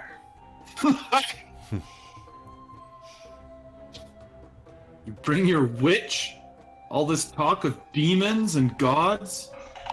Come on, Praetor, you cannot be taking this all seriously. Oh, remember, Peregrinus, Aeneas himself used necromancy to reach the underworld. Nonsense. Auspex eyes are flinty behind her mask as she head snaps over at Peregrinus. I love it. Carnifex walks in. What'd I miss? So any other investigation you wish to do here? Auspex has offered to do it, but it seems like it wouldn't be any more than maybe what Gaius has already lived through, because he saw it. I mean, we could speak maybe to one of these demons if you'd like. So looking at, you asked earlier, Hobbs, about object reading. So I'm looking at object reading here. On a success, if you're reading the object, you can see events that occurred within 10 yards up to about 5 years past. A raise increases this to 100 years and 20 yards. The caster can fast forward and rewind as desired, skimming about 10 years of history per minute of real time. When watching an actual event, it occurs in real time, just as if watching a digital video. Yeah, I could also, that's what I would say is we could see, but the disc isn't here, which is, holy shit. Jump on my shoulder. We have some serious pet interaction on today's video. Suddenly a familiar arrives. Yeah.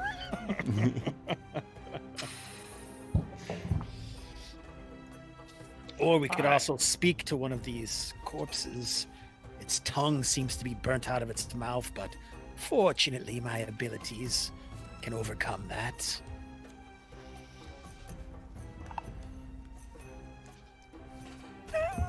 What do you guys think?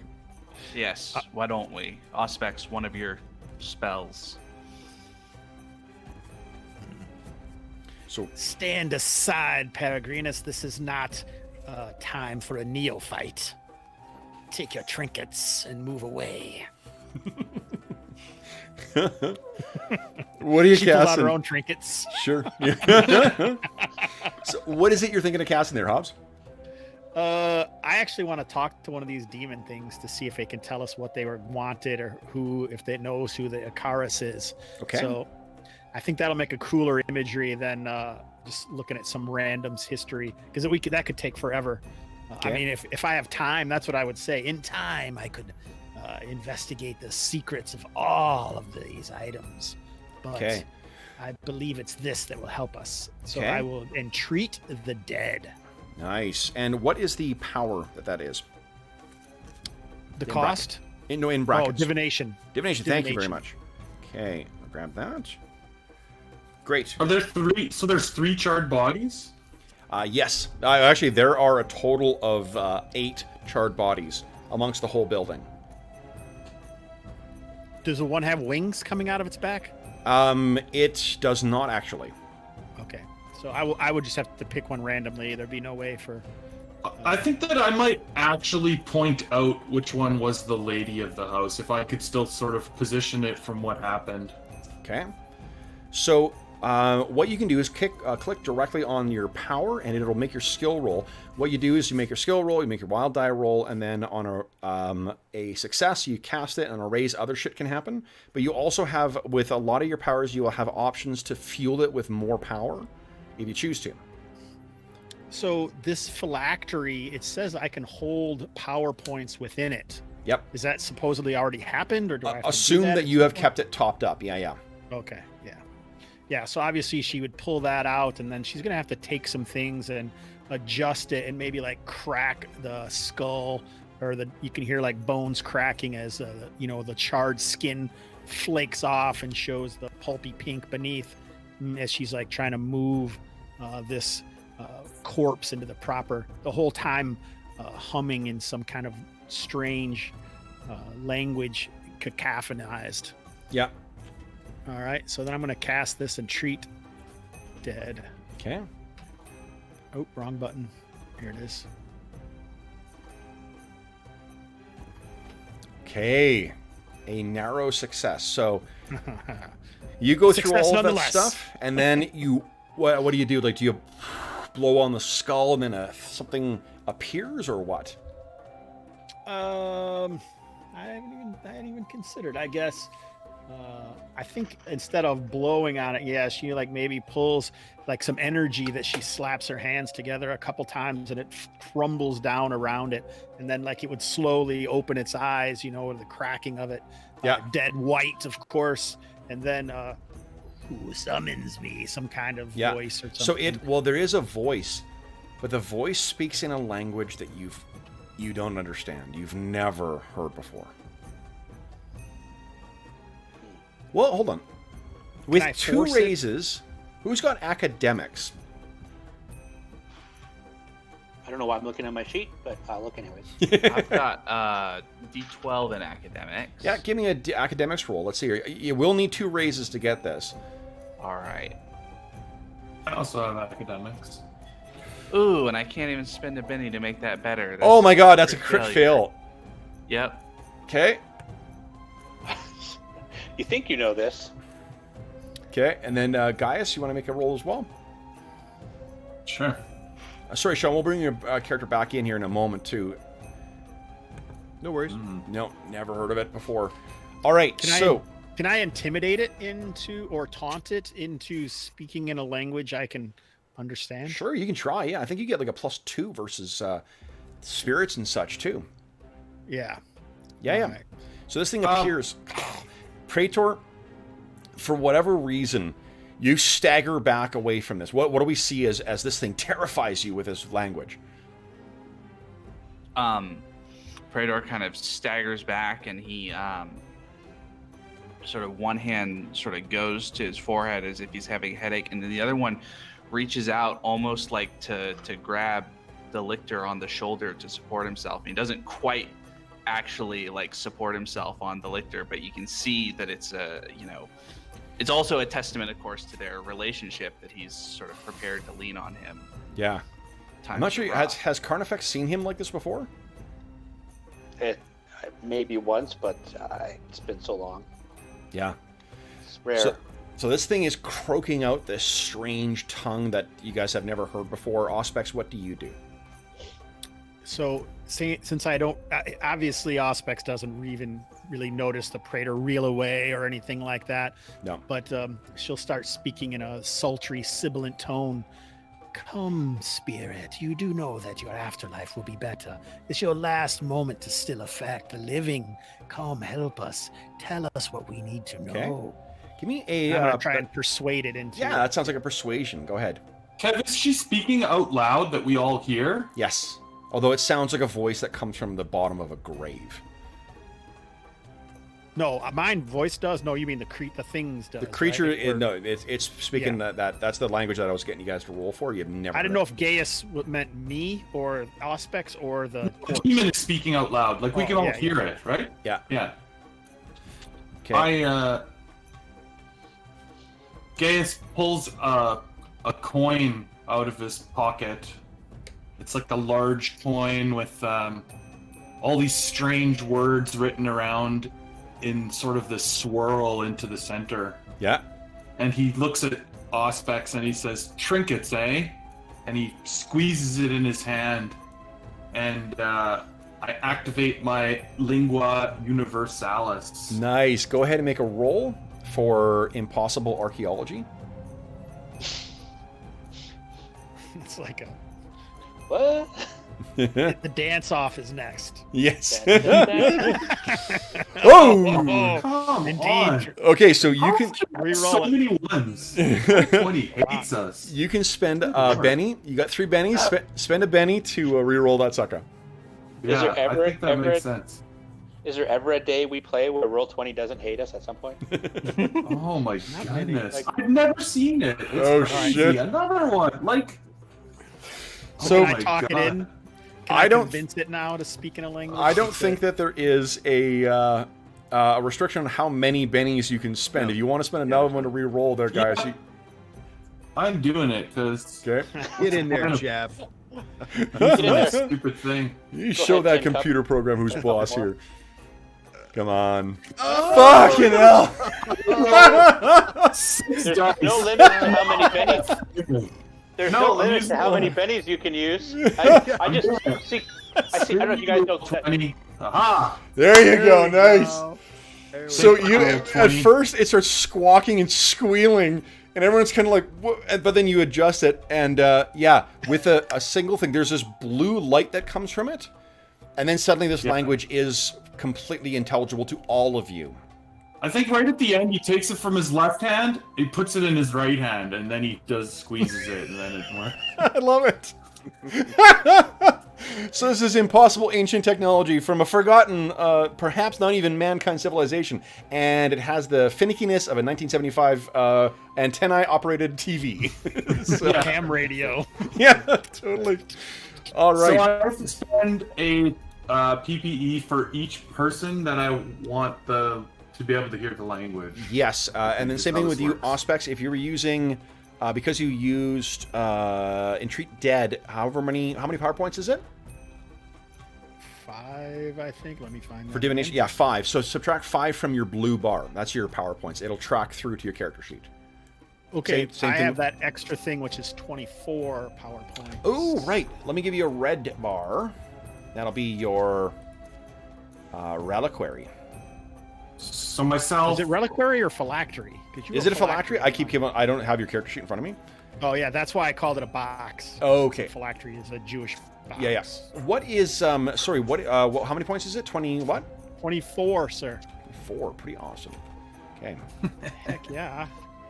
Okay. There we go. Boom. There you are. Nice.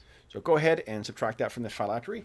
All right, and then suddenly it's speaking in a language, and it just like it shifts instantly, and maybe that's what startled you so badly, Falco, is just this language voice that was clearly inhuman, but now speaking. Oh yeah, who calls me? Who calls from the grave? Now go ahead and make your persuasion roll. Oh, okay. I thought I didn't have. I wasn't in. Yeah, you can. Sorry. See if you can get an added benefit out of it. I like that idea. All right. Oops. There it is. I got a +2 from speaking to the spirits. Nice. Yeah. So this thing, what you see is after Auspex speaks to this, yes, Grave Walker, why have you called me back from the stars? tell us why were you killed? What is it that you plan to do with the disc? And why do you head to Britannia? I traveled nowhere except the boneyards now. The Elder Ones, the Ancient, they came, the spawn of gods. We sought to steal from them, return to heavens. And now, jealous and from history, they burn me. They burn my kin. But if he seeks the burning mound, our kin will find him to the boneyards.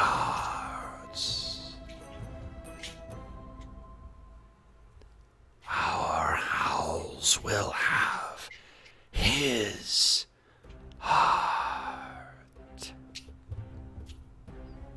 Do we know what the boneyards are? Probably speaking of the afterlife. Okay. So I got the impression that this is like a person that a demigod took over, or they tried to take over, or I got a little confused there. I guess I'm gonna ask. What are you asking? You,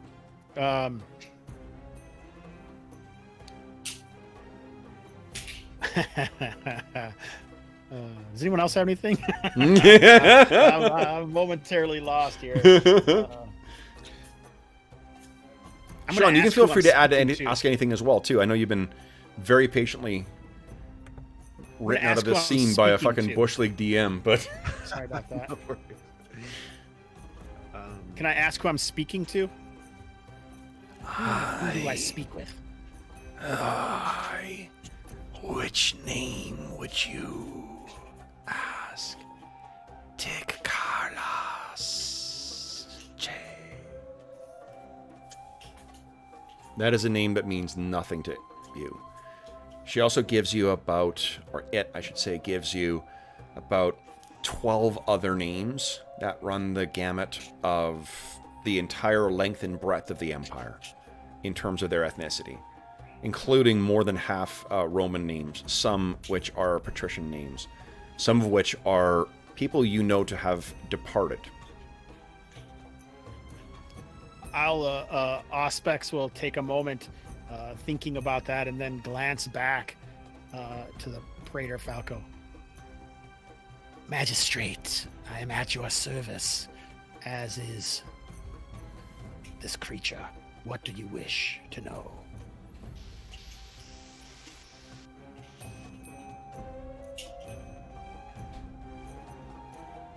I put it on Arlen. It's a very polite way of when. And what do you think, Mr. Smarty Pants?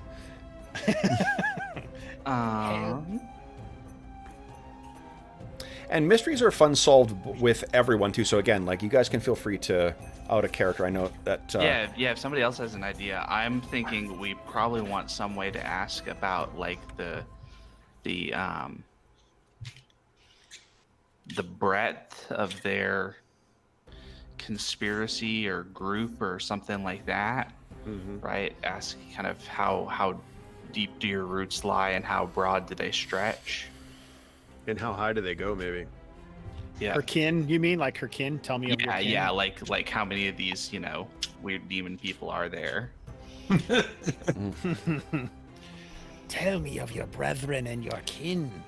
I'll give you guys, because you did well with the common knowledge roll too. Just a reminder, like, this family is like, they are not part of the Imperial family, but they are absolutely in the social circles of them, even for patrician families. Like, this is very high. And what was your? I'm sorry, Hobbs. What was your question? Tell me of your kin and your people. My kin are foe to yours. We hide behind your masks. Weak, solid things. Our blood is stronger. Our families stronger.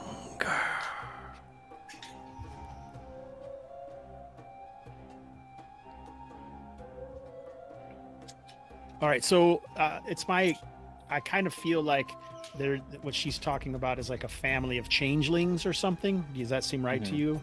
Yeah. So, like, I mean, people would say vampires or werewolves, but these are actually, you know, say changelings who can hide. And they also seem like they are some kind of almost demi god power or something. Would you agree with that or what? Or at least stealing from them. Yeah, stole from them to because become that or there was the something. thing about trying to steal from the gods, and Right. the gods have struck back, essentially. The penalty is high. What can we get from this person that'll help us lead? Like, because what were they intending to do with the disc? I kind of asked. They were trying to protect themselves or steal something else. Maybe is that what you guys got? You guys have about one more question to ask, just because. Yeah. Yeah. Do we already find out? What do we know about where they were going? I mean, it sort of deflected that question, didn't it? When It seemed like it. Yeah. So I mean, I would think, especially since that's where we're going, maybe a question directed towards, you know, what the mission of that. Try to dig deeper, because it seemed to deflect it. I don't remember it giving us much on that. No. And maybe anyway. what were you after near Yeah, what Aboricum? specifically were they after? Like, what is it? What is the thing? What is the? Maybe something like that. Oh, you're muted, Dave. Guy said he's missing something. That disc. Why do they want Guy's disc? Why do they take his? Yeah, that's what I asked to begin with, and then they said that they She were was gonna going take it to somewhere. the burning mounds or something. Oh, Yeah, burning it's- mounds. yeah. Should we specifically ask about the Burning Mound then? Yeah, Maybe we yeah. should. Yeah, just ask about the Burning Mound. Yeah. Without metagaming. What? Yeah, we read the title. Right. Well, no, but she did say that. Yeah, no, Yeah, I'm no, not I'm just dissuading. No, that's Okay. it. Yeah. Just kidding. Okay. What is this burning mound, and what is the importance Of the disc that you took from Peregrinus. The Burning Mound is our home. Our home since the stars fell. Since your kind was weak. Home. Home. And the skull goes silent. There's still a slight humming of that device that Gaius balances in his hand. But that may be all you are able to gather from her. So there's a look that is exchanged amongst you guys. And then we will cut back. 4 months later. We can talk, so when we get back from our mid-session break, about what you guys would have investigated in the interim. But what I can tell you is that this trail of charred corpses has led across seeming the entire length of the Empire. And this has struck across the entire spectrum. Slaves charred, travelers, nobles, soldiers. But if you were to draw or lay a pilum across the route that he was going, the carnage heads ever northward towards Eboricum. And where you guys rest now is north of Londinium. Where is Camelodunum? Is about here, guys. Maybe about equidistant between the two, slightly more to the east.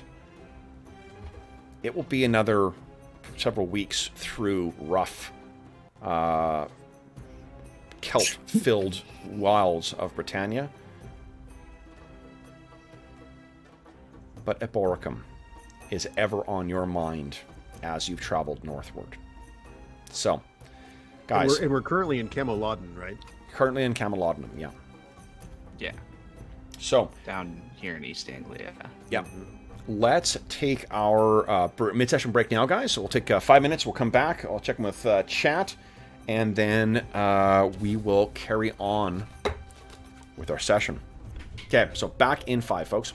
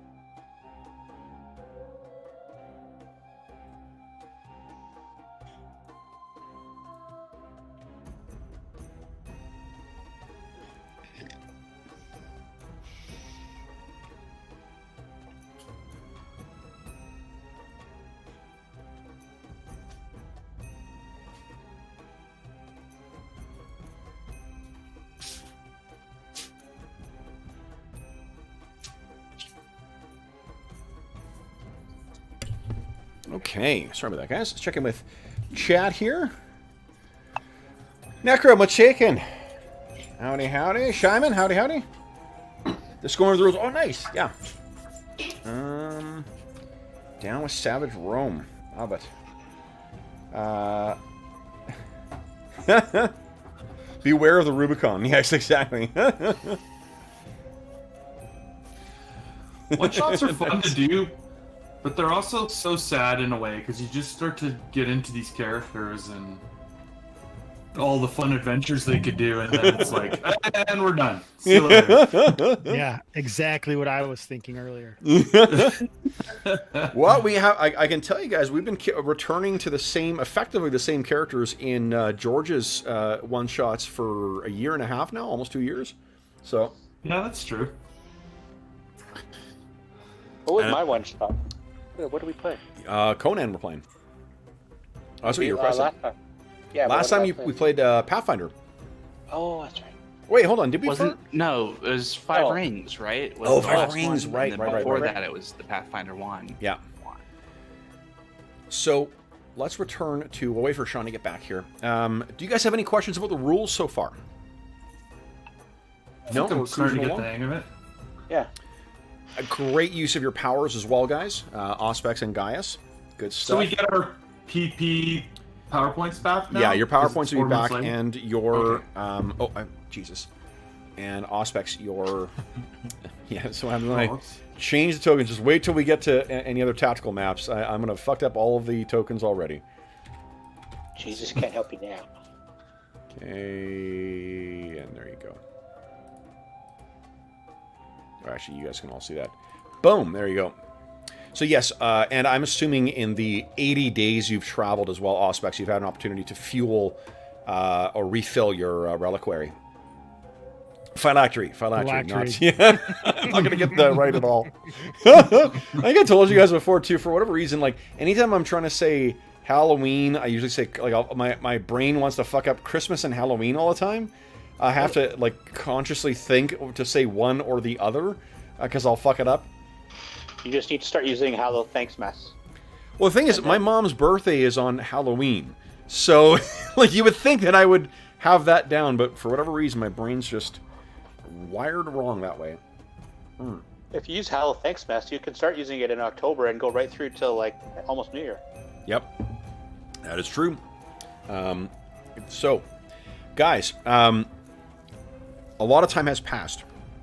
Obviously, since you guys first met up with their Gaius, you brought your, the stuff that I imagine you repurposed this or stole the stuff that you found there, and that may be. You can tell me whether that's, or tell the rest of us, I guess, whether that's one of the devices that you now have as one of your powers, or whether it is, that's the stuff you kludged together to try and make your gadgets. And then let's see here. Where is the travel? Because I kind of think these are kind of fun. Where is it here? Interludes. So, actually, you know what? We're already halfway through. Maybe let's not do the interlude. Let's play the fucking game. Look at this pretty thing that's on the side of the road. Kev, on task. On task, buddy. All right, so, you guys have arrived, and unsurprisingly, this is yet another, with the Governor Appius Titurius. This is a common thing you've heard. What you haven't heard before is them sending for a magistrate. That's kind of new. That he has sent for a magistrate to investigate this. But this is the latest in a series of burnings.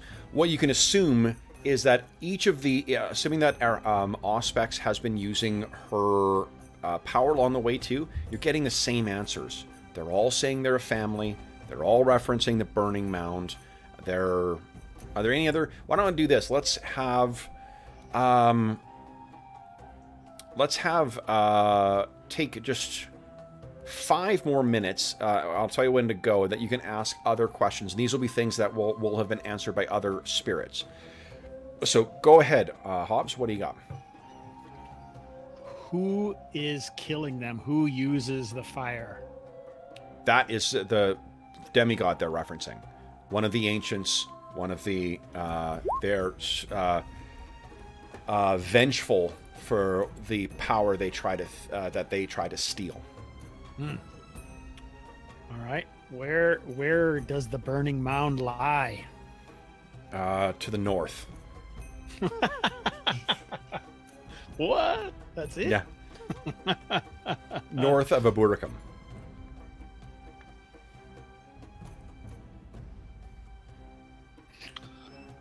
Ask them where they came from. The stars. Where did your kin and you come from? The heavens. The seem like they're aliens or something, kind of. Yeah. Well, that's definitely what Gaius would think. What do you fear the most? They add nothing. They don't fear anything. Not They're even dead. death. What more can befall them? So they don't have like a hell heaven type thing. They're able. You've been able to call them back. Where they go afterwards, that is a secret that is best for only the dead to know. Nice. I had one of my own. What is the demigod going to do once he reaches the burning mound? Oh, I don't know. Take vengeance. He will burn this and all who have stolen from them. If they return, they will burn you, start with us, and then burn you all. When they said this, what did they mean? This, the disc, or something else? The what was stolen is all they say. Is the disc what was stolen, or from Asia Minor? They don't know anything about the disc. None of the spirits you've met know about that.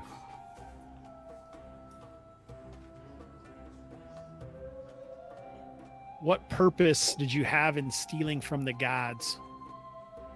To reclaim our place. Our blood cries for the heavens. Can you hear it? It's crying. All right, no, he's not. Who created the artifacts? Those that came before.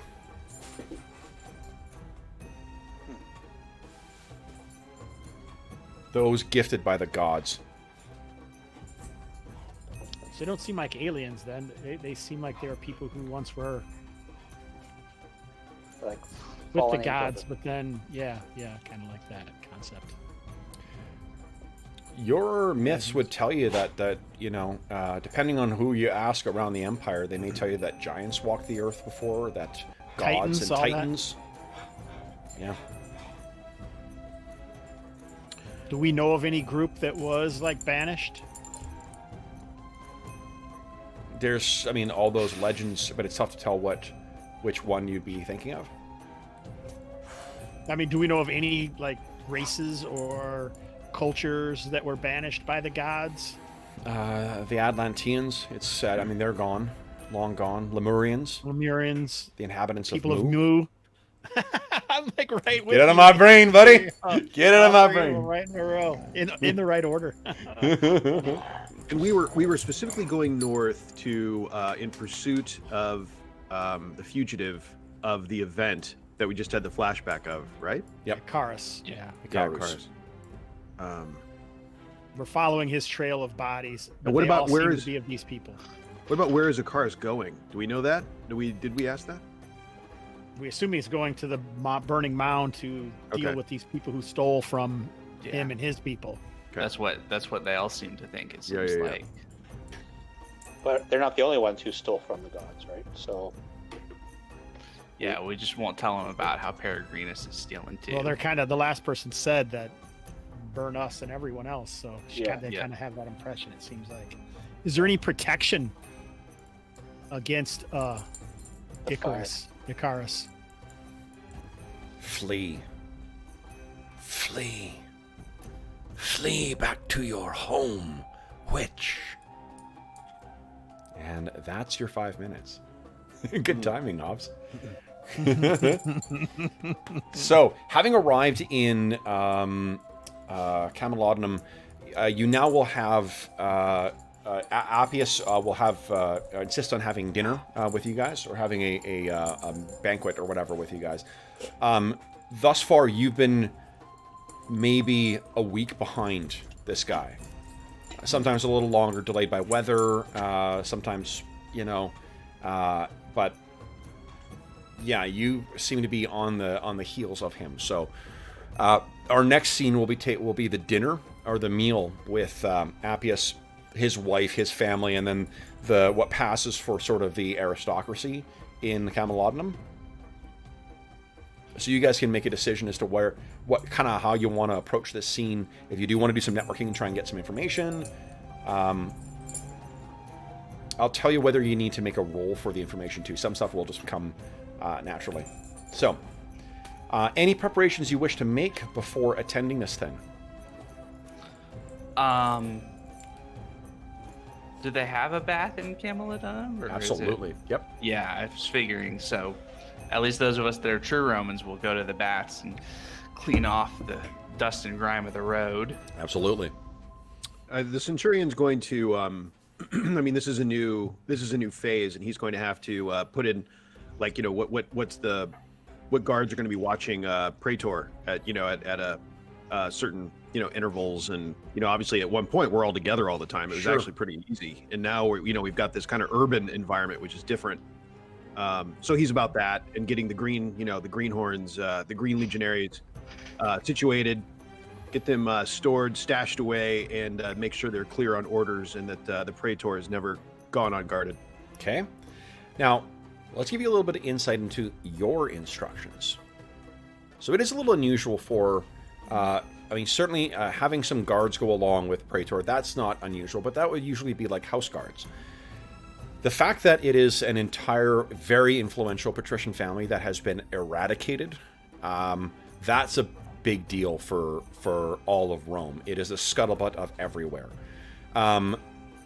It is, I think, it speaks to your legacy, the fact that there were some who spoke for you to undertake this task, to keep the magistrate safe while he conducts his investigations.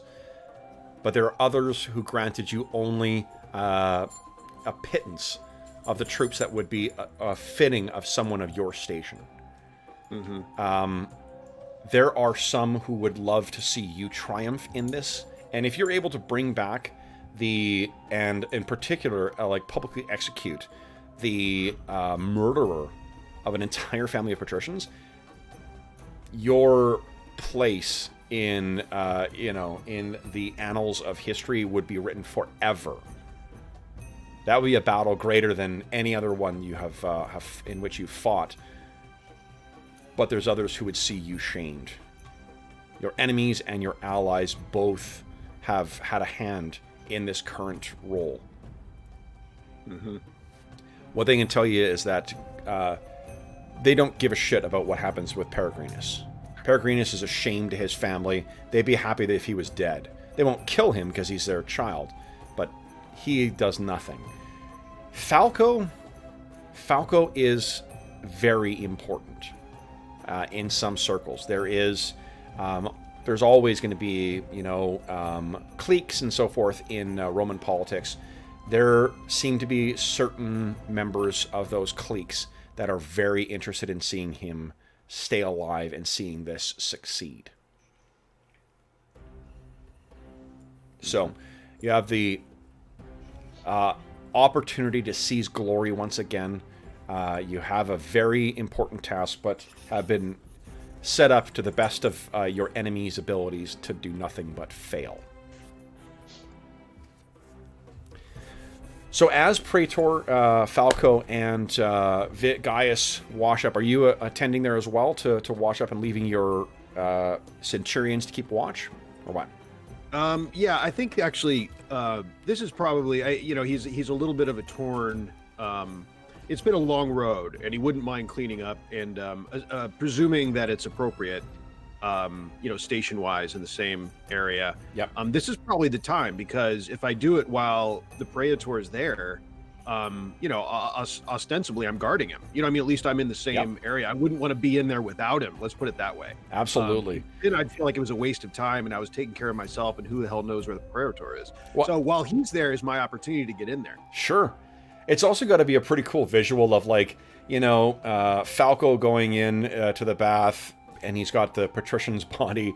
Peregrinus, likewise, too, maybe a little more rangy because he travels so much and he doesn't focus on his meals, focuses more on his stuff. And then, Centurion Titus. I'm picturing there's that illustration of that Alex Ross did of Batman with his back off or shirt off. just like ropey muscles and tons of scars and shit on it. Yeah. You know, just kind of burn marks, cuts, abrasions, long ago sunburns that never quite healed. And of course the limp, with an occasional small grimace. Sure. Yeah. Now, what you can also do is Carnifex, or not only Carnifex, but everyone. The networking rules are kind of intended to give you some framework for that sort of like beating the streets kind of thing. They actually originated out of Deadlands Noir to kind of model the sort of pulpy, ask in the back alleys and things like that. And then the results, if you get a critical fail, depending on whether you're being friendly or like trying to persuade or trying to intimidate, it results in either, like that person is no longer available to you, or it results in an ass kicking. But there's a separate chart we roll on to see what the outcome is. We don't have to go through a full combat encounter. So for Auspex and Carnifex, if you guys wish to do anything... Oh, your familiar's back. What do you guys want to do? Either of you want to investigate anything, or you want to leave it for your betters at the banquet? Well, Auspex isn't going to go to the bathhouse, obviously, but she would offer her services as an augur in the market, like whispers amongst the town to let it be known that someone of her abilities is here, if there are those spirits or living that need her services. You know what you do? If you want to use occult for your networking, I'm happy with that. That sounds cool. Because she could be looking around not only with her regular senses, but senses beyond as well. Well, plus there's so folks like her, all across the empire as well too, or at least those who believe. I doubt that they're like her. Come on. The only one. Ooh, a 4. Okay, a 4. So what have you been kind of asking about in general? I think the things that she's interested in is, how did the governor know, like who came before us? If I could get that information to the praetor, then that would be a boon for me. And also just what the scene is here in Camelotnum, and if they know anything about Burning Mound. To help with this, like, the skill you use kind of informs what you can gather. Right. You're moving around weird mystics and superstitious, foreigners, Britons and Celts, and then the lower classes who want to, and there probably is maybe one or two aristocrats who have come in as well too to, kind of to take advantage of your services, because it's a rarity to have a true necromancer here. So what do you think in that vein? So the scene, I guess, would be in that vein, what's going on around here, and if there's any people who know anything about the burnings or the Burning Mound. So what you've heard is about the burning, and what they say is that there was a traveler who wore what do you call it? There's a slave who like collects scrap wood or whatnot around town. He saw a man dressed in the what do you call it? A legionary's armor coming out. What he says is a soldier's armor. I don't think he knows the difference between the different ranks or whatnot, but there was a soldier who came out of there, and his armor seemed singed. Came out of wherever the people burned here was. Yeah. The thing is that that particular slave, the reason he hasn't come forward is because he was stealing wood from someone's fence at the time. It's the Roman equivalent of pulling copper pipes out of the building under construction. Nice. Awesome. What about Carnifex? Is there anything you wish to do as networking, or can you think of anything? Yeah, so feels like he needs to stretch out and work his muscles a little bit. So he'll go look for like either a wrestling ring or a grappling place where he can. Yeah. saddle up with other fighters, and he wants to talk about, or wants to find out who the strengths are in town, and is the governor the true force, or? Sure. Let's see here. I think. Do you have any suggestions for skills there? Like you've got a bit of a challenge in a couple of areas here with the friendly approach, because you're an asshole. You're mean. Because I'm mean and bloodthirsty. Well, also you're an outsider as well too. Yeah, I think it's like I'm actually going to go and like do some fighting in a pit, or in a wrestling and stuff like that. Here, let's do this first. Let's see. Give me a. I think you need to by giving somebody a black eye. Yeah, I'm not sure that. Like I'm looking at Culloden right now. I don't see anything even resembling a Colosseum here, even in a micro scale. But let's do this. Let's see if there is maybe back alley things. I need a raise from you from a common knowledge roll. Okay. Yeah, and I'm not sure it'll be underground so much as just like it needs to be sponsored. It's going to be a chance that this is going on right now. Yeah, like some bored patrician who's got more. Oh, you know what? Fuck it, Dave. Hold on. Where's my sheet with? I think you can spend a Benny to do that, to make a little thing. If you spend a Benny, there's a there's a troop of let's see here. Influence the story. If you want to spend a Benny, then yeah, there's for sure a traveling troop of gladiators who are on show here, and then that'll allow you to ignore some of those penalties. Okay, so one of my green bennies is gone. Yep. Poof. Make it so. And all of Gaius's bennies are gone. Oh, I was thinking before too. I will give you one Benny back, Gaius, because I took control of your character to knock him out. So you have one Benny left still. Oh, okay. Auspex is lucky, so she actually starts with. I don't know why I have three. That's right. Yeah. Okay. So Carnifex. Then let's see here. Why don't you're trying to be friendly, right? So you won't suffer that penalty from being an outsider. How do you think you're going to make that mean work to your benefit for this? Oh, I don't think he's trying to be friendly. I think he wants to like get in there, elbows deep, fighting people in the yard, and then like maybe intimidate somebody if. Awesome. I'd allow intimidate, or I'd allow. Actually, if you're doing that, I'll give you a +2 to it as well too. It sounds like you're busting heads to try and get that. Yeah. Yeah, it's like, let's do some wrestling, and then when I got somebody, pinned and got his arm, it's like, so who's the real force in town? Yeah, nice, I love it. Yeah. It's like, what? What are you talking about? I'll break your arm off if you don't tell me. Go ahead. Let's see here. Oh! And a raise. So the power is the governor. Titurius is the power, but he is a snake.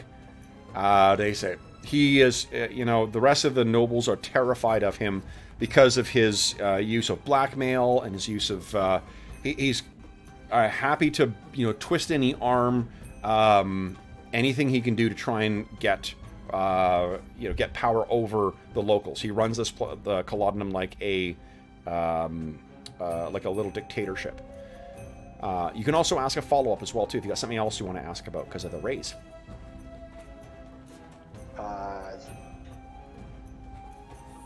Is there any new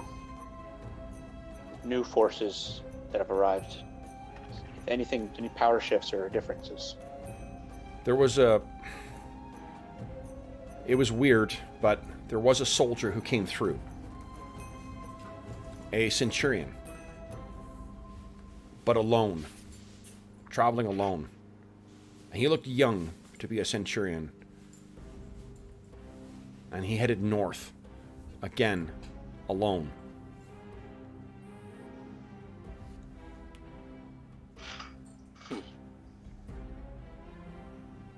Maybe a little extra tweak on the armbar at the end. Just for fucking good measures. Oh, go. And I think that because of that raise, like, they've heard of you too. Carnifex Fuscus. You were a legend in your time. A lot of these things, they've grown up around trainers in Rome who've heard about you. Yes, it's why they allowed to fight with me in the first place. They were like excited about the opportunity, but then we'll twist that on them as I twist their arm.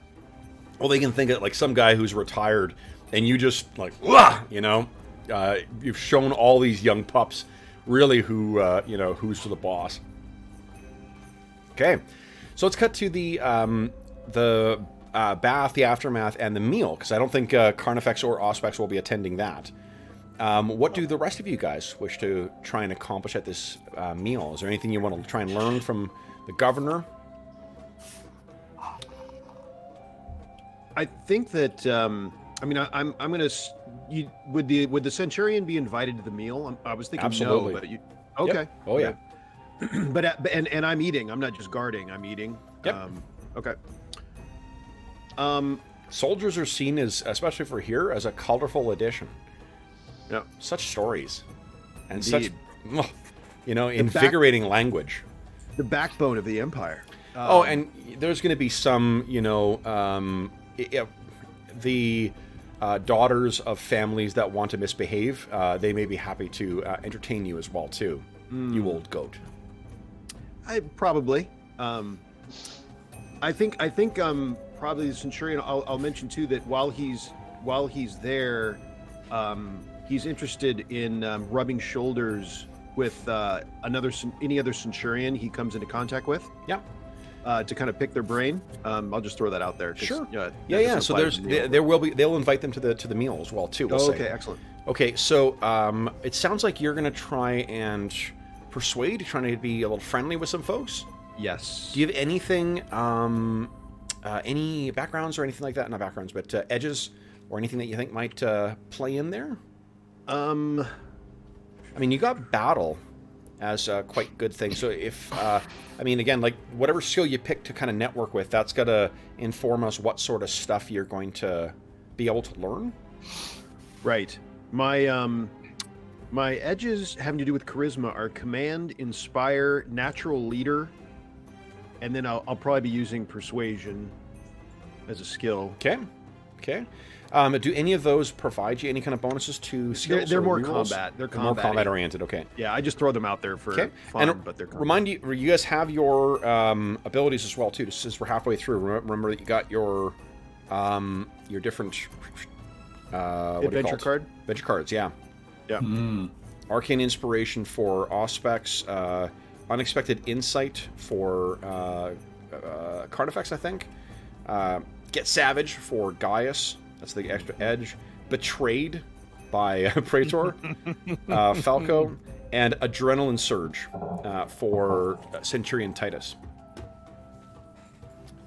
So, yep. So I'm gonna try a persuasion roll then. Okay.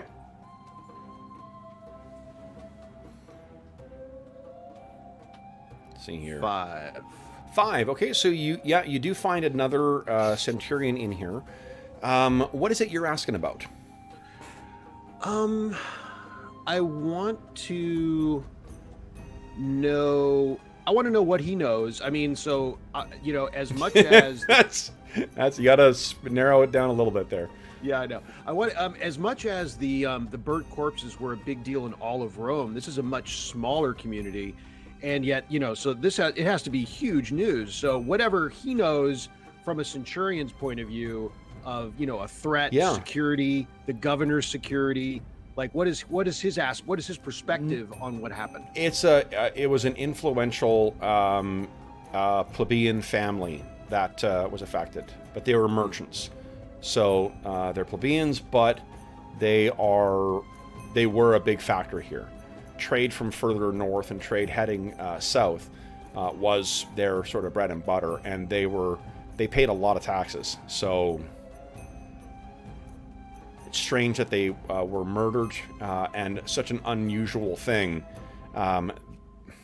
The Britons and the Celts are a difficult people, and they have remained difficult. To steal a line, a people should know when they're beaten, and these people seem to have not learned that lesson. Any thoughts, Centurion, on the motive of this of their death? I don't know. I know not. Such things are beyond my expertise or my responsibility, and I have more concerns of what occurs outside the walls here than what occurs within.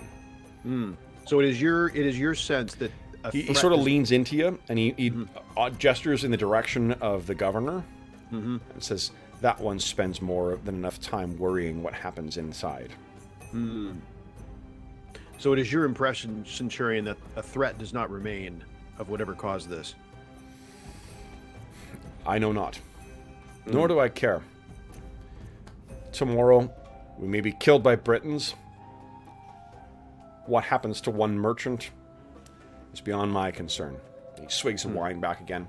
Tell me again about your campaign against the in Germania. It is a long story. Thankfully, I think we have time. Okay, so you guys lean in conspiratorially and start talking about that. Gaius and Numerius, Praetor Numerius, what are you guys thinking? Well, as far as Gaius goes, I think that he would be doing is he's like sort of a quiet observer type, so he would be using his notice skill to observe everything that's going on, the comings and goings of. Okay. Give me a notice check then. Let's just see if you're picking up anything from that. But Hey, get out of there. holy shit! Get out of there. Oh my god! 23! Gotta love exploding dice. Holy shit. Oh All right. my goodness. So let's think here. Notice. Oof. So there's not really a huge amount that you. I think what you notice is there's. Let me think here.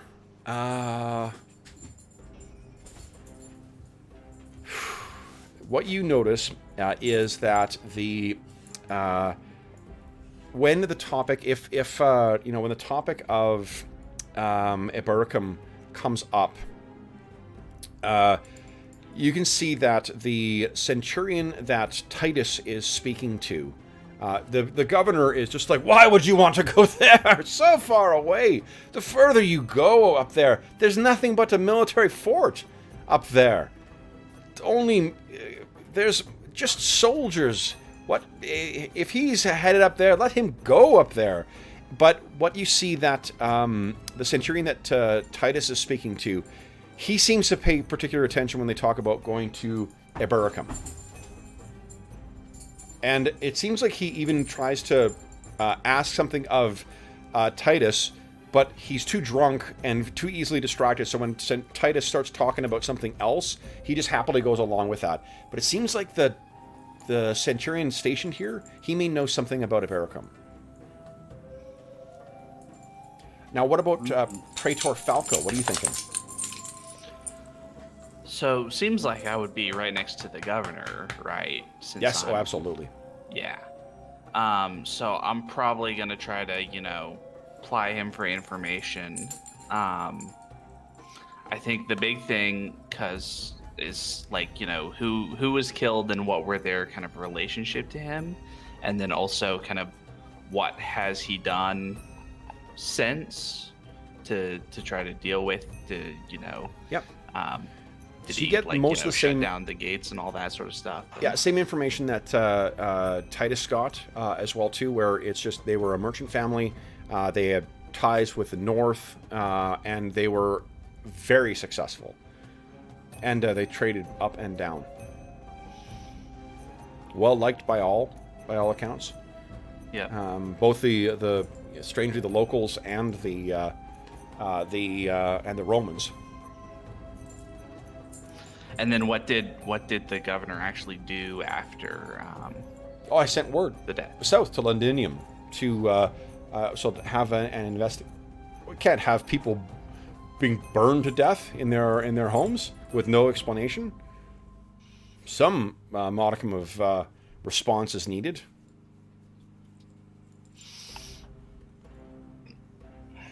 That's why you came, is it not? Do you ever let him know that you weren't responding to it? No, I sort of act like I think if he asks anything specific, I sort of tell him while I was in the area, so it was easy enough for me to respond. You know what that occurs to you as well too?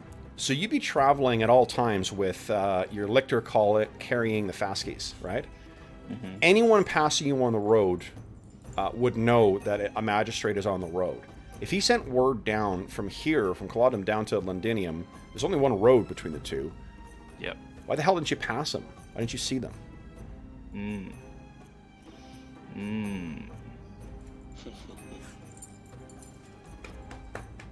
Lies, oh lies. I think I might try to press him a little bit about like why didn't he do anything more than send for a magistrate? Didn't he, shut the gates and say that no one could leave and start his own investigation? Why didn't he, kind of take matters more into his own hands? I did. Those who were suspicious were kept here. We made careful. Took care to investigate things carefully. We may be on the edge of the empire, but we know Roman ways. Okay. Well, then I'll need to see, obviously, whoever's suspicious. Sure, of course. The only who... we let one go. A centurion. But surely a centurion is above suspect. And a centurion headed so far north as well. So far north. At Buricum. Do you know what his mission was? He was going where you're intending. Do you know something about him that I don't? Oh, I very much doubt that. Unconventional name as well, too. Greek, was it? It was indeed. The Senate knew what it was doing to appoint you. Indeed. We will find the bottom and the answer to our mystery as well. What was it again? Icarus? Something like that. Foreign. And he kind of spares a look over at Gaius. You know the types. The cost of a world empire. Indeed. A shame we can't all be Romans, hey? And he toasts. And at that, the centurion you're speaking to again, like, ha-ha! And all the collected, the towny Romans all, hey! To the Emperor! To the Emperor! Oh! And everyone takes their drink. So Kev, it was asked in chat if Carnifex would have told about what he learned. So he would have only have told Praetor Falco. Okay, okay. Falco would know that, what they heard about the Centurion. Mm-hmm. And Auspex would also, I guess, have an opportunity to... Because Falco, you would have known that Auspex was going out in town. She is, of course, here at your command. Yeah. So how do you phrase it for you two guys? Like, we can cut back and forth between this banquet and the after, when you guys are sharing the information, if you like. You can't act on any of that information at the banquet, not mind you, but, we'll keep it interesting here and keep everyone involved. So I think Auspex would report in and say, we have more news than Gaius. Gaius let in on. Icarus is a centurion or it moves in the guise of one. Yes, I found that. My ears perked up as well at mention of a centurion traveling alone on the edge of the empire like this. I don't like it. He wasn't wearing a centurion's outfit when I saw him, was he? No. Okay. Well, what a better way to move through the empire without being questioned. Indeed. The governor here detained him for a time, or at least he made it sound as if he did, but let him go quickly after deciding that he wasn't a concern. Perhaps that will give us the edge we need to catch up with him. I wouldn't mind having a word with whoever talked to him. It's not long. You're not far behind him right now, too. Yeah. He only left not more than 6 days ago. Yeah. He won't be at Abercum yet. Yep. If you deem we have time, Praetor, I will track down whoever questioned him. How did that unexpected insight card work? Let's see here. Unexpected insight. Your hero may affect a creature with any of your attacks regardless of invulnerabilities. Okay.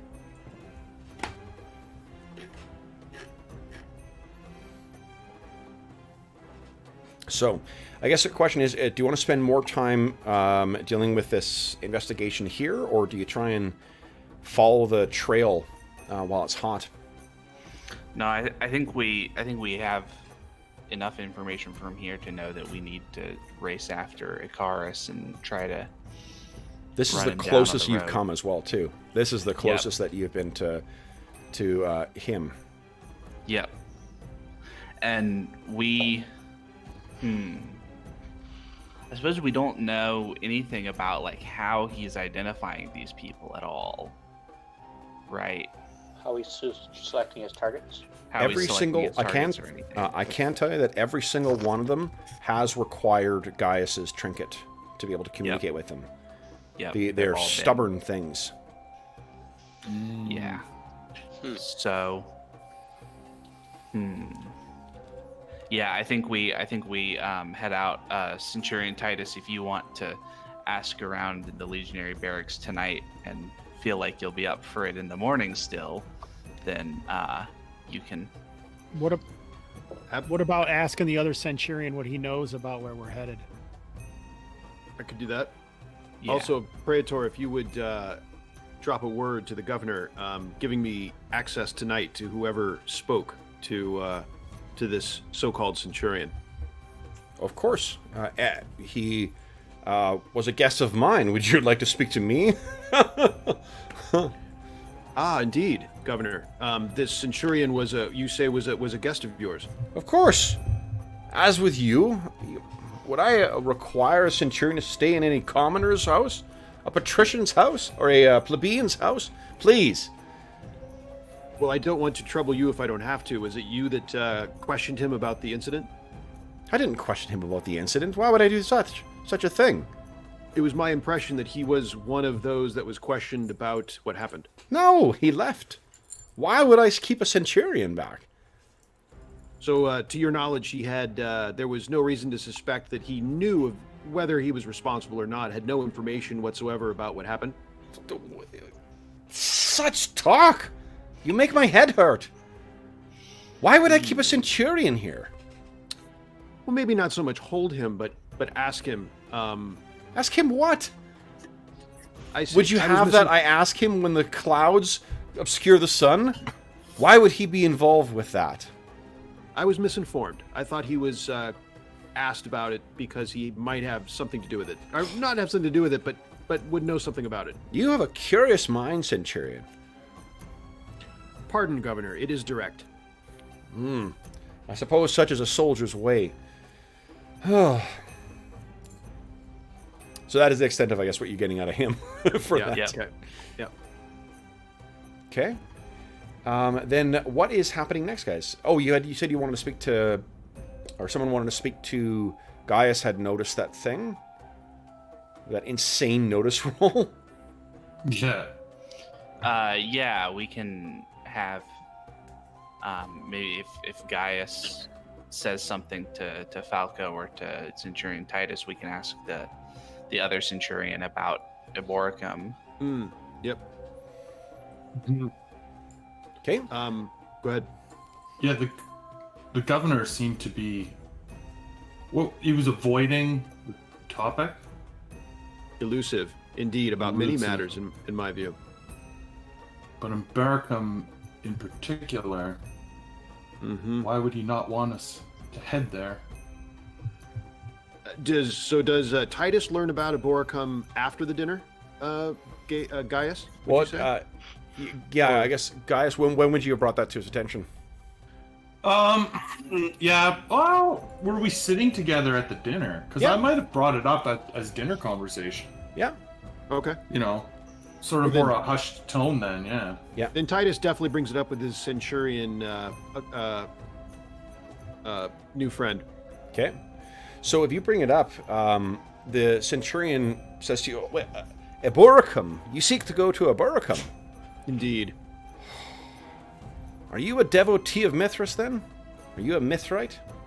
My destinations are not my choices, Centurion. You'd best... so, what you know, Centurion, this is a new vogue. A new vogue is making its way through the legions. And that is this Eastern-flavored faith that worships a god called Mithras. And it is a secret cult, like a mystery cult, in the same way that, a lot of other mystery cults are. But this one is spreading like wildfire amongst the devotees. Like, it's especially amongst the Legion. There are... you're too old to, be involved with this stuff, but they build secret temples underneath the ground where they have their rituals and such that to worship this Mithras. If these guys are all Mithrites, then they may be kind of religious zealots. Do you view this Mithras as a threat to Rome? No. The beliefs of Mithras are admirable and accord with the beliefs of the Legion, indeed. Why would their temples be underground, then? Such is the way of their faith. Why do we burn leaves for Bacchus? The gods, the caprice of the gods. Very well. So, do you know of anything of this town? Have you been there? Eboracum? I have not myself, and to call it a town would be generous. It is a fort. Ah. A Roman fort. And on you know what to on the expect. edge. Yeah, you know what to expect of that. Like, basically, let me... even the one that I sent you guys is actually more extensive than likely what you're to find at Eboracum. I'll give you a handout here.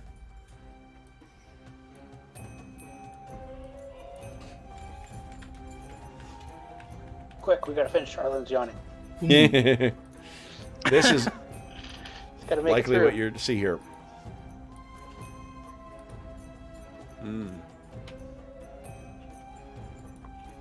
Gotcha. This is something. So, Yeah, it's something on the frontier, and not expanded in time. The light of Rome will come there, and something like what you're seeing in Cullodenham will raise there. But for now, that's what's there, and it's just a bunch of devotees of Mithras as well. That's a great too. graphic, by the way. Like, yeah. Yeah. My Google foo is strong. It is strong. I like that. So, what are you guys thinking? Now, there's nothing. Just because they happen to have, Mithraism is making a big push through the empire. There's nothing untoward about it. To be honest, a lot of the beliefs, especially with like dualism and whatnot, it's very close to what would become Christianity eventually. It's a little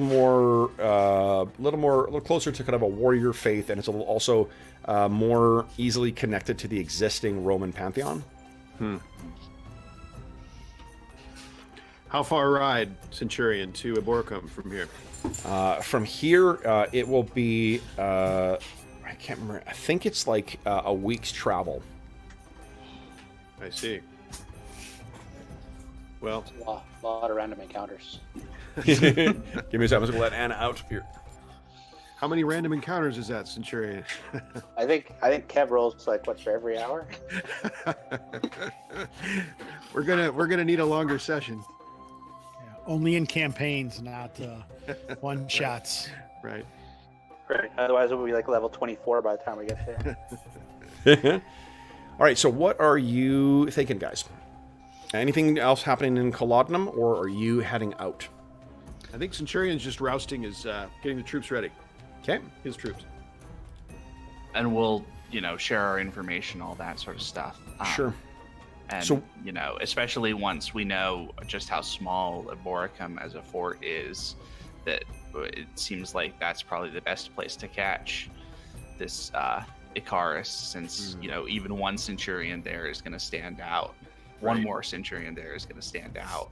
For sure. Okay.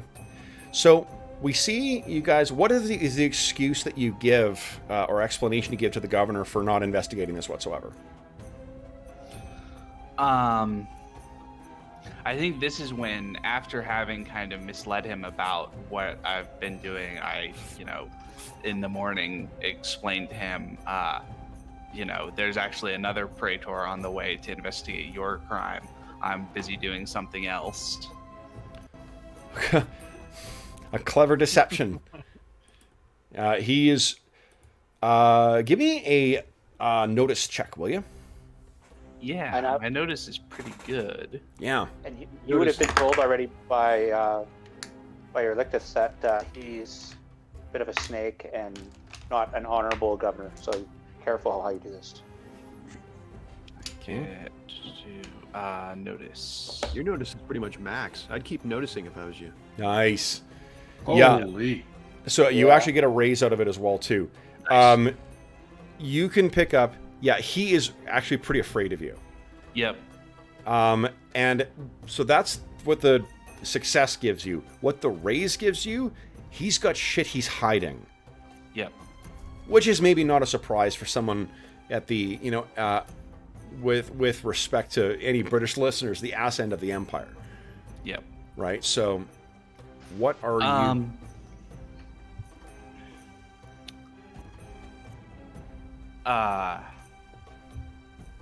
Okay, so then I think I'm gonna, with that knowledge, I'm gonna kind of press him one more time about the centurion, and I'm gonna say something like, it's of great importance to me and the Empire that I know as much information about this centurion who you let travel to Boracum as possible. What can you tell me about him now? Now, what approach are you going here? Are you being friendly, or is this now knowing what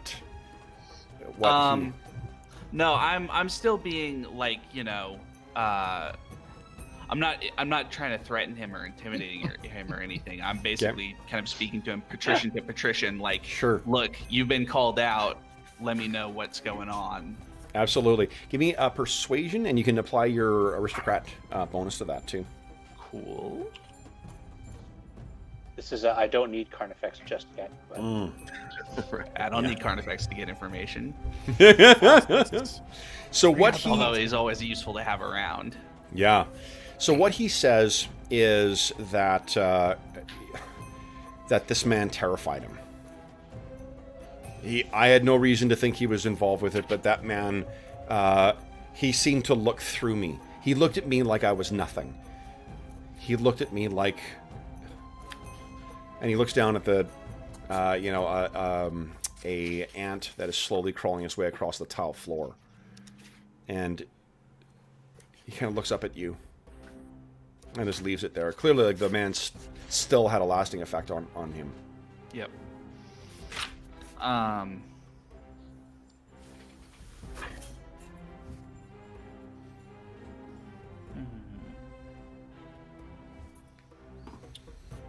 Trying to think of should we chime in, Kevin, or what do you think? No, up to you guys. Yeah, go right ahead. Yeah, you guys can, if you have a suggestion for what I should ask him or say to him. I mean, did he give any hint as to the man's purpose? Like, to the governor? Like, what was he doing alone? Out on the edge of the empire. Did he even give a lie that would be interesting? Yeah. What did he tell you about his purpose? I did not ask, and he did not offer. Such a man, he trembles again. You don't inquire of such things. Perhaps did he threaten the governor explicitly? Praetor?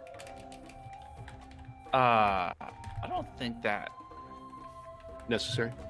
No, because, well, it sounds to me like he didn't, and I don't know that Falco doesn't give a shit too much if he threatened to him or not, because we're on his trail now and we're gonna get him. It's more of a centurion question than a praetor question. Yeah.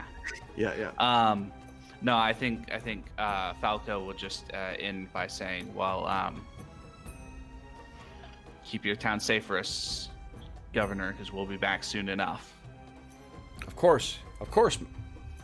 I thank you. I thank you for the assistance you have offered. Of course. We will send you with provisions and horses. Surely you need horses as well, too. Yes, that would be best. Yeah, you have him firmly under your thumb now. So it may not surprise you to learn that when you guys are departing northward on the road to Abericum, which is also, it's a Roman proper road or Legion's road, he is there to see you off. Perhaps less to, for decorum and more to be sure that you're gone. Because you scared the bejesus out of him. You also see all the young gladiators who have been fighting. They've all gone to see Carnifex off as well, too. Because he, to their thinking, it's the closest they'll come to seeing a legend in their lifetime. So, having gone, you setting out, I'm not going to switch it over here, but guys, this is an idea of how I'm viewing what you're passing through. This is primal Britain. So this is a land twisted and shaped by myth, by folklore, by secrets. This is not Rome. So the trip, fortunately, for time constraints, is uneventful. And you guys find yourself arriving at the fort at Abericum. Now, Abericum, Abericum. What one difference? Let me get the. Let's get the illustration out here. One difference, of course, is apart from about maybe a 100-yard swath that's been cut free. The fort at Abericum is surrounded by that primal forest. Mm-hmm. So I'll bring you guys over here in a sec.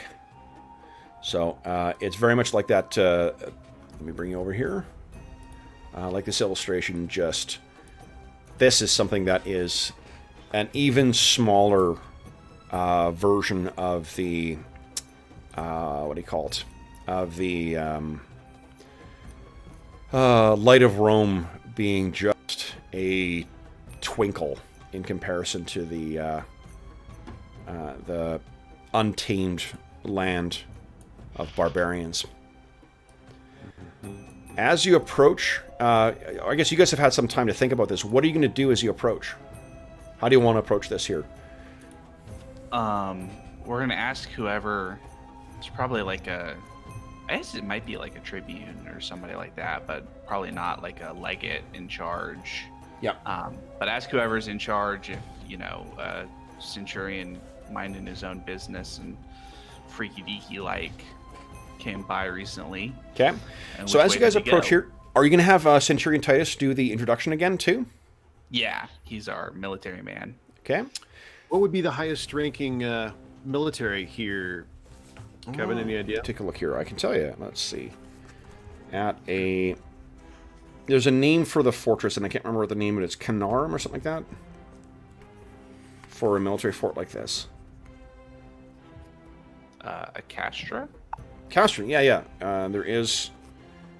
Let's see here. Castra, huh? Yep. As Castra's plural, or maybe Castrum and Castras. My Latin is very bad. My Latin is non-existent except for legal terms. Yeah. So, I think at most there's probably a century here. So a centurion may be actually in charge. Yeah. Yeah. In which case, what you... Because, hold on, this... Yeah, you can fit 80 men in there, right? Yeah. Probably. Yeah. Okay. Cozy. Okay. I mean, we've already got fucking... like 8 men per tent. Weird demons and death witches and, strange objects. I'm not going to get too hung up on whether we got the wrong, wrong name for a centurion in here. Okay. This is where I divest myself of immersion. So let me get a handout together here. So what you find as you guys are approaching, one thing that's to your benefit, is that because of the thickness of the vegetation around this road, even though it's a nice straight Roman road, you do largely, until you hit that 100-yard, kind of region around it, you're able to arrive unannounced. Centurion Titus rides ahead with, with the second, as much as he has one. Yeah. And, does the hail, runs into a guard, So- whatever. Sure. So you ride off with one or two of your legionaries, and then you actually return and meet up with the group, riding alongside the centurion who runs this the camp at Abericum, and this is Centurion Gnaeus Licinius. So as he comes riding up towards you, and he's a good upright Roman soldier. He may be the very close to the spitting image of what Titus looked like 20 years ago. And he comes, riding up, and as he approaches, again, the Roman salute. Ave Praetor. Welcome to Abericum.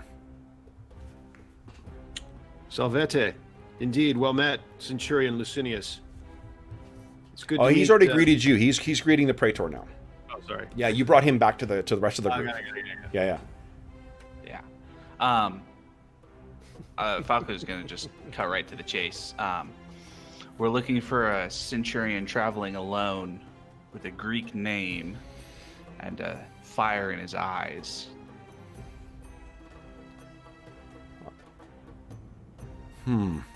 Give me a notice check here. Sounds good.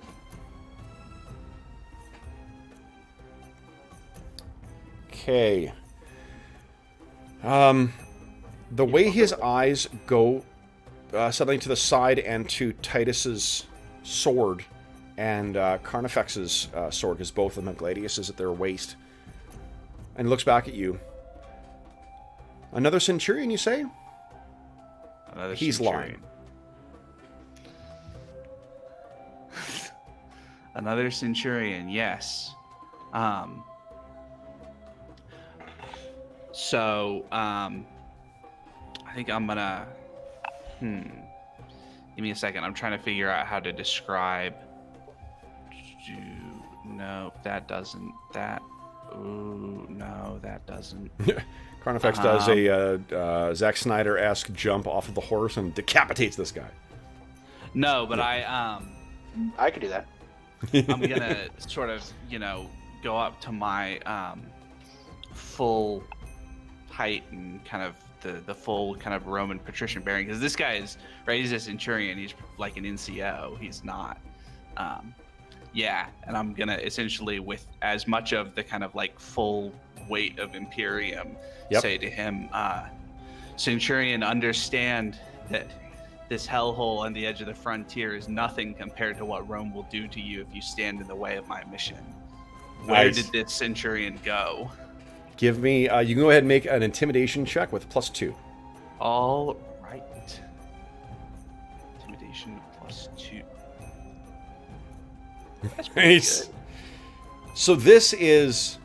he is not the seasoned, lifetime of war that Titus has behind him. But this guy is no shrinking violet. This is a hardened man of war. And if what they say is true, that he is a Mithrite, or a follower of Mithraism, then he's also someone who's devoted as well, too. They are, if you think of what the most Bible-thumping Christians from the Midwest would be, this is an idea of just how rife with, of cause that the Mithraites are. But this guy sort of blanches in the face of... I say that to give you an idea of just how, barbed your words are. And he blanks, and there's a second of kind of second guessing, and he says, You're not allied with them, then?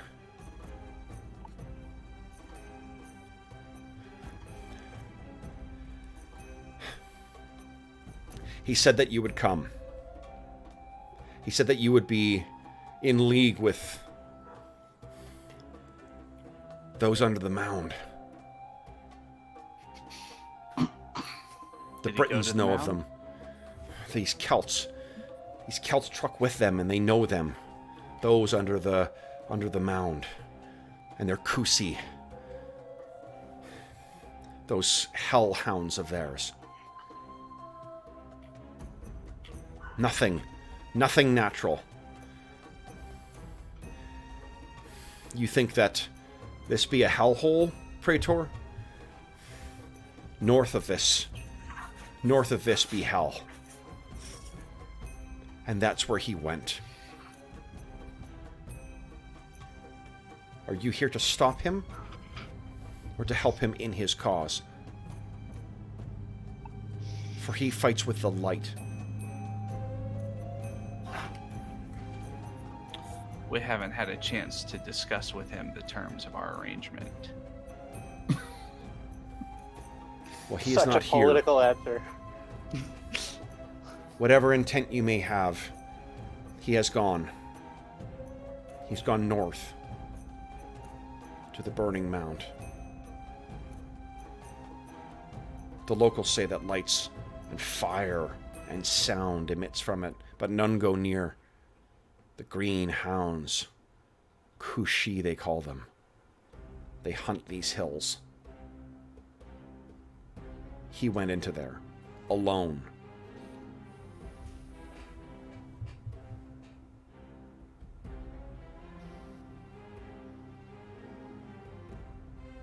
All right.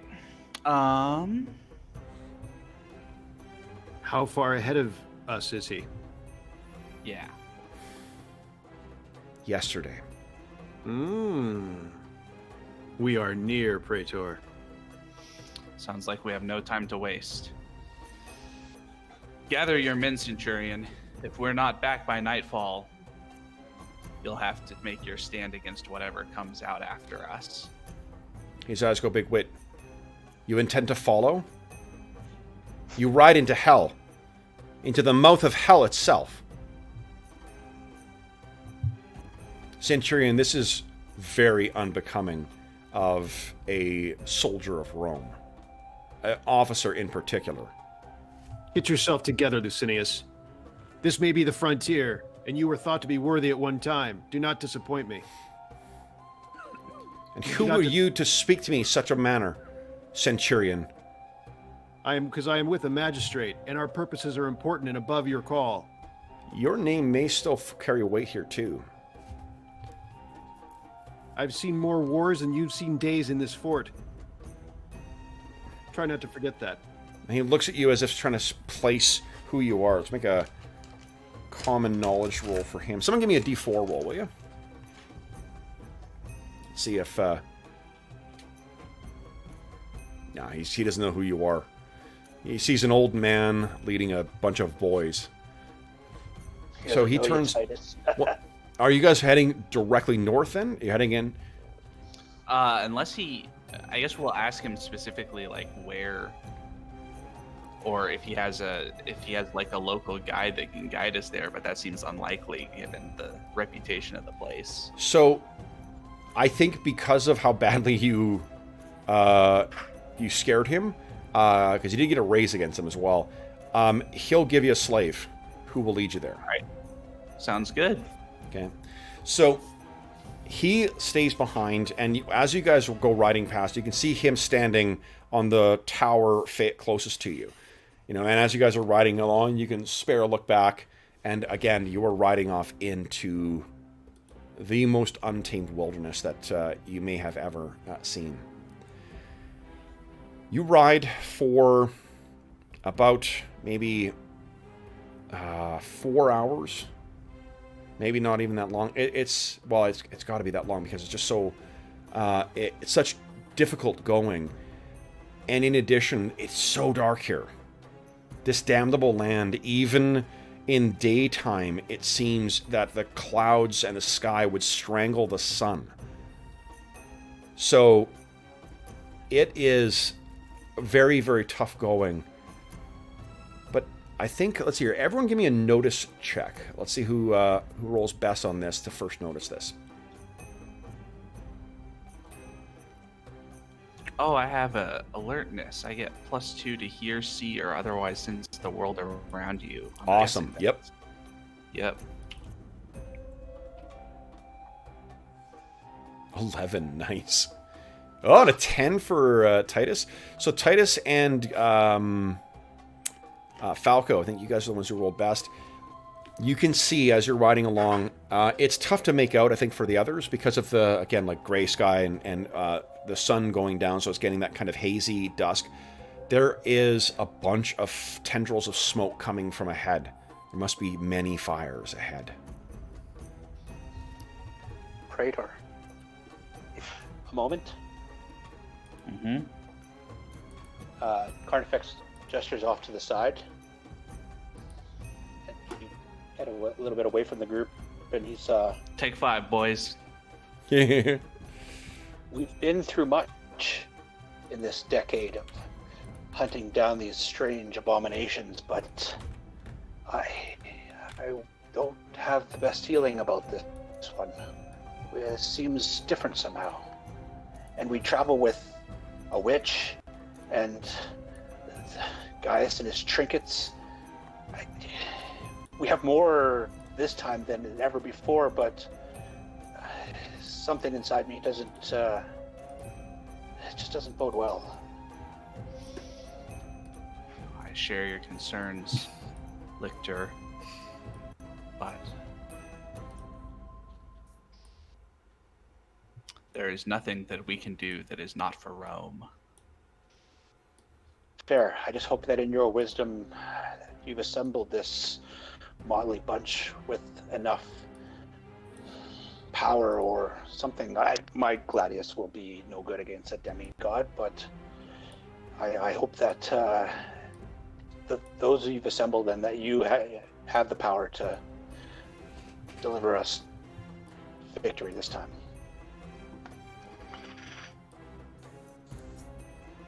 With that, you feel kind of like something's been lifted. It's getting not so quiet now. Nice.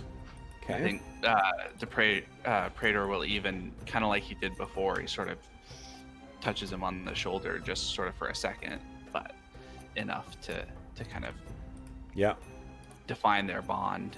Love it. Okay. So then, you guys press forward. Tell me how you approach this, because there are a bunch of fires that are burning.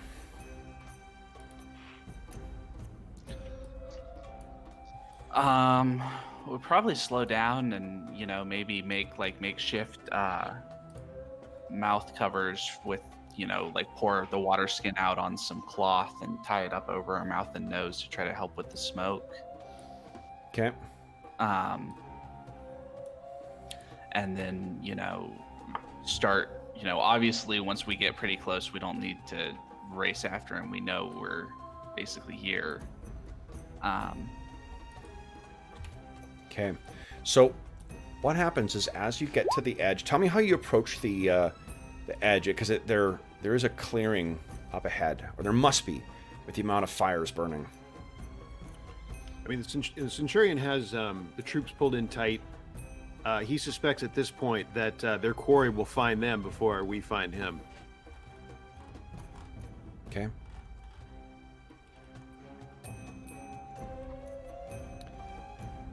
So, how are you approaching here, guys? Are you? I think we're dismounting and tying up the horses a little ways away. Okay. We'll leave the slave with the horses with instructions not to, don't do anything with them. Okay. So, as you approach, then who is going to be the first? There is a clearing that you're going to find. Who is at the what do you call it? The point here. Obviously, 8 legionaries and heavily armored, or the fully armored centurion. The Lorica Segmentata, I think you've got on. It's not going to be terribly quiet. But is any of us actually sneaky? Carnifex is not too bad at sneaky. He looks to Praetor and just kind of nods, motions his head in that direction. Yeah, Falco will send off Carnifex by himself a couple of yards ahead at least. Carnifex, give me a stealth roll, please.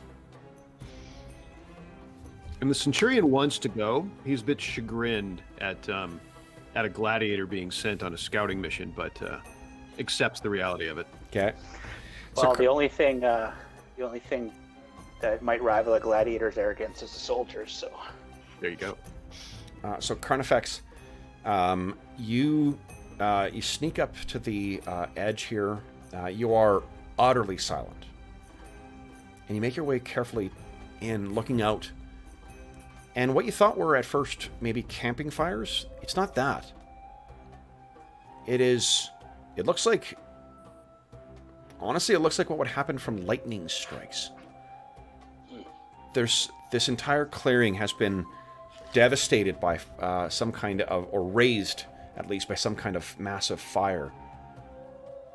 And you can see at the far end, there's a man lying against a boulder. And give me a notice check.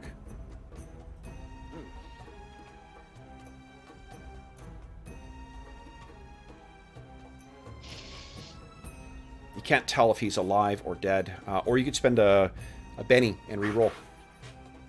let's do that. Yeah. Nice. He has a hole in his chest that you would easily be able to fit an arm through. An arm or an army? Arm. Okay, they said an army. I'm No, like, sorry. wow. I'm like, wow, he's got a big chest. So what do you do? All right, I will sneak back and actually I will go around a little bit first, just like Okay. a semicircle, just to see. Doesn't if there's appear to be anything else. anyone else here, no. Okay, then I'll head back. Okay. Praetor, there's a clearing ahead that seems to be raised. Strike points, perhaps, for fires or lightning or something. And a man with a hole in his chest, big enough I could put my arm through it. He's strapped to a boulder or laying on a boulder. The Centurion strides up and says, "May I know what you saw, Gladiator?" With a slight edge on his voice. I don't speak to the Centurion. I leave that up to Praetor Falco. And I love Titus, I think it's your turn. There's a clearing up ahead. You and your men secure it. Peregrinus, Auspex, and the Lictor and I will go see to this man that he discovered. So I assign 4 men to stay with the Praetor at all times, and then go running off with a hobble towards the field. Okay. So you and and 4 of your men, and who else is going into the field? Well, everybody's going. Oh, okay. They're just the legionaries are going to secure the place and kind of fan out. And Got it. Okay. The other ones of us who aren't legionaries are going to see about this guy that has his Sure. So let me move you over here, guys.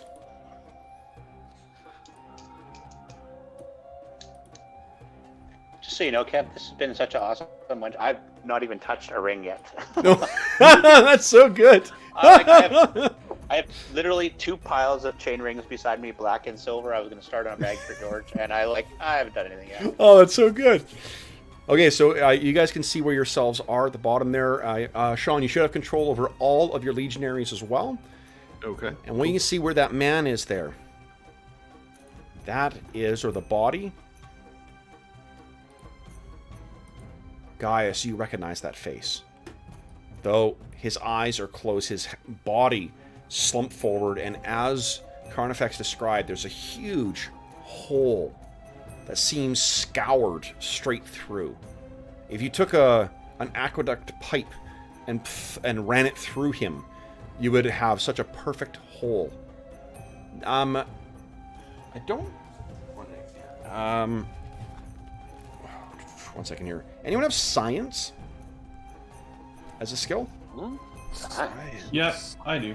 Yeah. Of course. Trinket man. So I think you can go ahead and give me a science check, please. Yeah. Hobbs is thinking the same thing I'm thinking. Crap, we're on a battle map now. Yeah. Maybe I just want to see you guys tiny and square. All right. Gaius, you look at this, and because of the, of your unique background as an impossible archaeologist, you've seen what burns do to cauterize, and there's some burning that has gone straight through this man. And as you guys get closer, so Centurion, tell me about how you're approaching him. I understand the broad strokes of the Praetor's what he wants to do. So I'm on point, nearest the man. I have 4 of the troops spread out to try to meet any, or at least to see any threats that may come from the foliage. Yep. And I have 4 troops staying in a kind of surrounding the group. And so I'm going to stay in front of the Praetor and have my 2 troops closest to me kind of get in on a wedge as he gets closer to the man. Okay. So as you get closer, Centurion, and this is, again, there's a hole through his chest about this big. But he's moving, right? He appears to be... No, he's slumped against the chest. He seems dead. He's a corpse. He's got a hole in his chest. Yes. But as soon as you reach there, his eyes flutter. Would you give me a spirit check, please? Yeah. Actually, all the heroes, give me a spirit check. And I don't think I said so, but I think we'd all have our weapons out at this point. We're securing the field. Yep, you got a couple choices for weapons, and the Centurions have a pilum each, and they also have Gladius.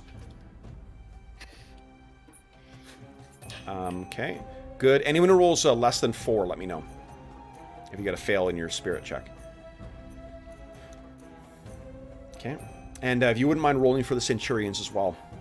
All right. Now, Auspex, there is one more thing that's been in that what do you call it? That cart that you guys have been dragging along.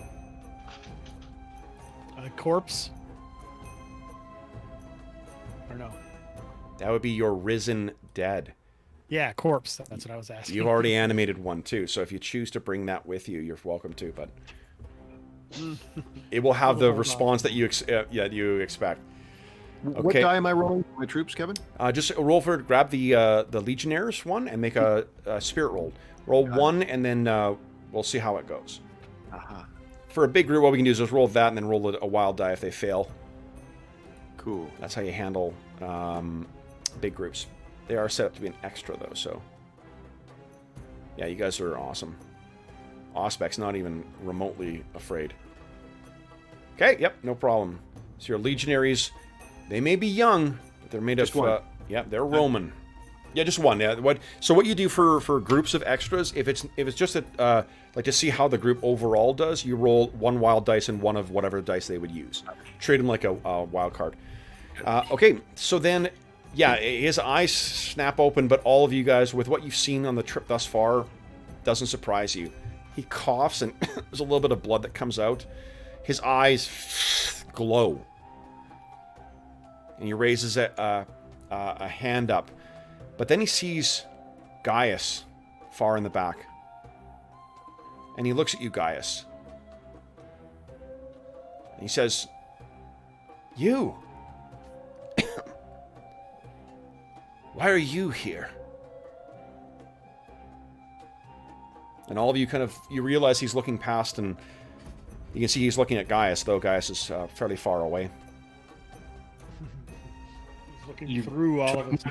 You took my property. All this way for that.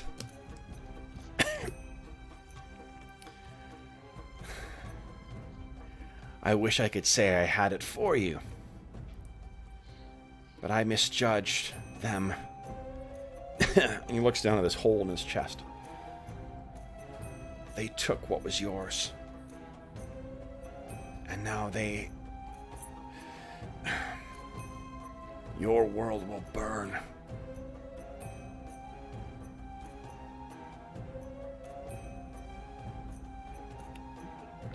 What does Icarus look like through spiritual awareness? Is it a supernatural being or? Yeah, give me a notice check, please. Let's see what you're able to.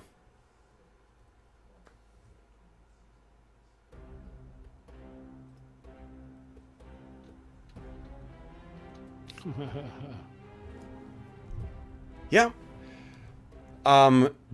Shifting your senses, he is a being of blinding light. Like you just, again, like walking in its wake as you did all those months ago in Rome, it left you, affected to be in this being's presence. Overwhelming. But maybe dying. So Falco didn't much like that he's not the center of attention here because he's in charge. Yeah. So he's gonna step up and walk over, basically all the way to here, and say, "My name is Praetor Numerius Tarquitius Falco, and I have been leading the contingent to find you. How do we prevent the conflagration of the Empire?"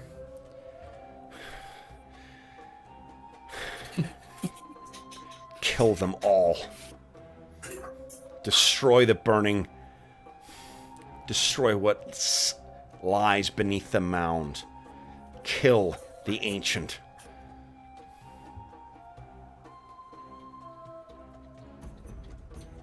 His eyes are still locked with you, but the light goes dim,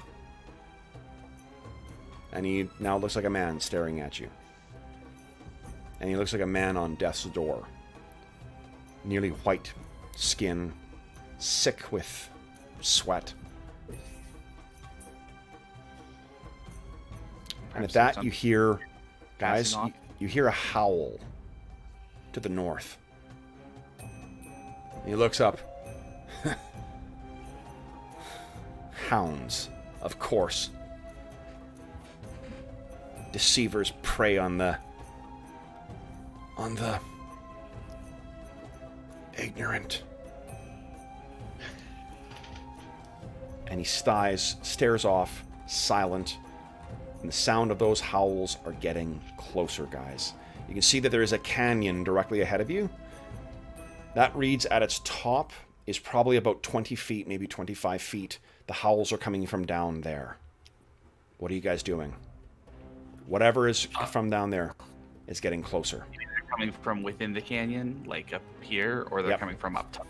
From within, they're echoing down the canyon. Their cries are coming. And not for nothing, if the slave is to be believed, the burning mound is straight down this, a straight shot through. How many howls are we hearing, Kevin? More like a dozen? Or five, at least 5. Okay. Praetor, I'm not sure what comes down, but we need a defensive position or to pull back. Hey guys.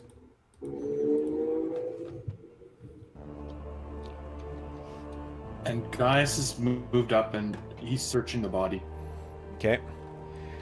It's as he said, nothing there, and it looks as if what he was wearing, the remnants of a centurion's armor and robe, torn to pieces by an animal.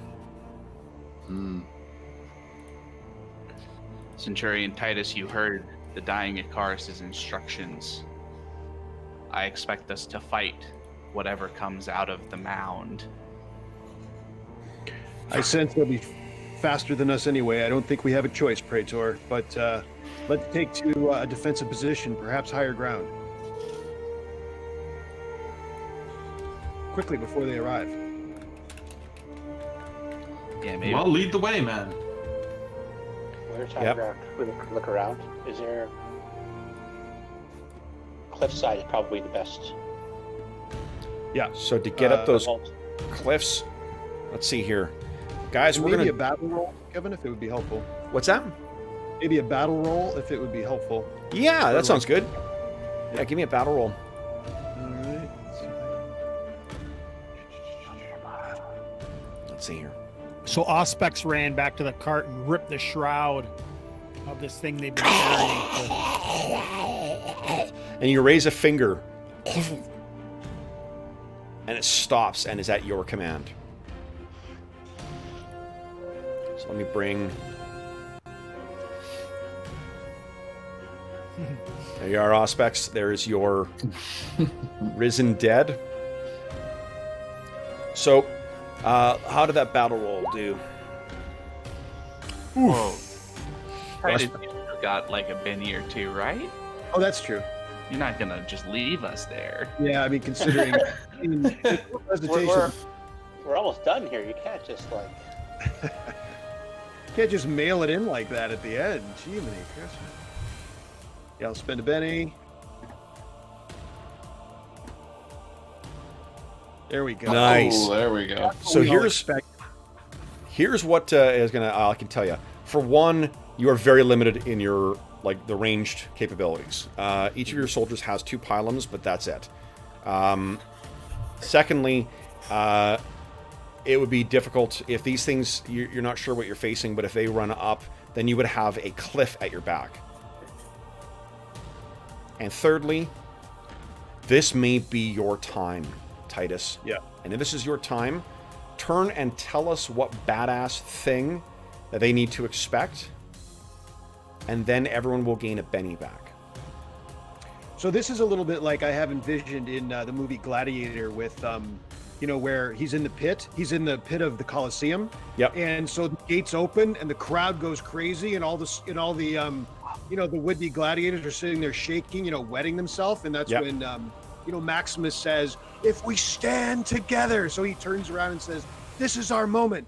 This is for Rome." And he ordered with his sword. He orders the soldiers to one of these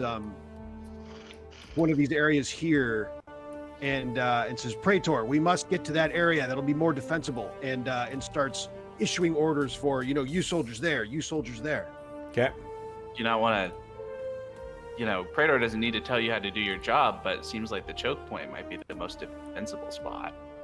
So one thing to bear in mind with your legionaries, when they are adjacent to someone who has to another legionary, they get +1 to their parry, and that can max out at +2. So if the legionaries lock shields, they can increase their parry. Their parry's pretty decent as is, but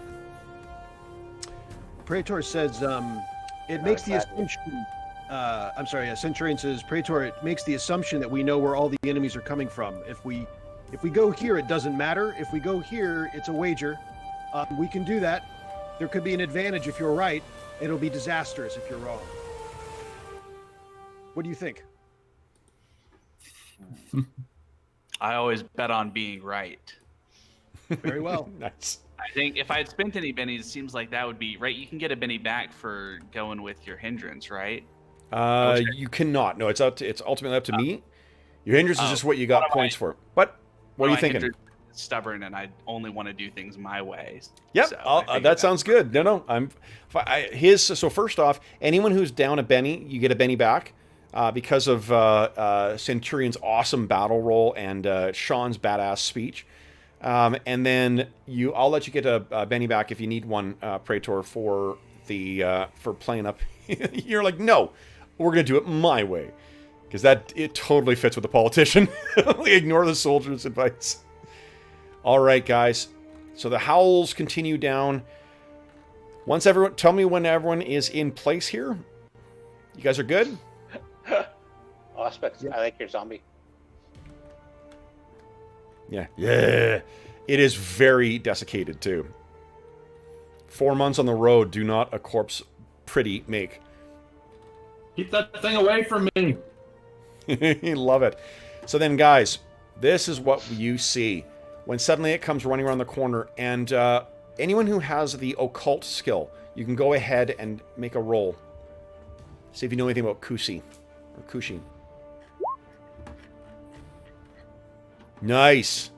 Auspex, you've been having dreams lately about green hounds, feral green hounds. And Gaius, and you recognize, so here's what, Auspex, I think you're the one who has the insight on this. mortal weapons will avail you nothing against the Kushi. The Kushi, the Britons will tell you, is a creature of fairy, a creature of spirit. Are we supposed to see some? You are not yet. Okay, I was looking at, well, you're talking about it, and people are making rolls, and I'm like, No. I'm looking on the map, I'm scanning around. I'm looking, So then, guys, here we go. This, what you see, bounding down this thing, racing towards you. Now, the only thing that is different is the like the green of a fresh, like a really rich and healthy lawn, or a deep evergreen color. The underside hidden from the sun, not blanched, deep forest green. That is the color of these things' fur. But otherwise, guys, this is what you see running towards you. 5 of them.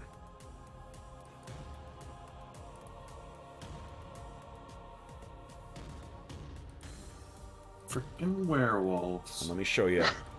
Worse, Kushi.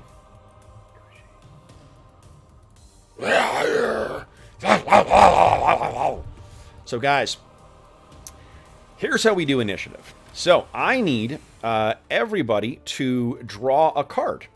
So, we've got cards in the bottom right there. Everyone draw a card, and if you could, watch, let's see where it goes. I don't really know.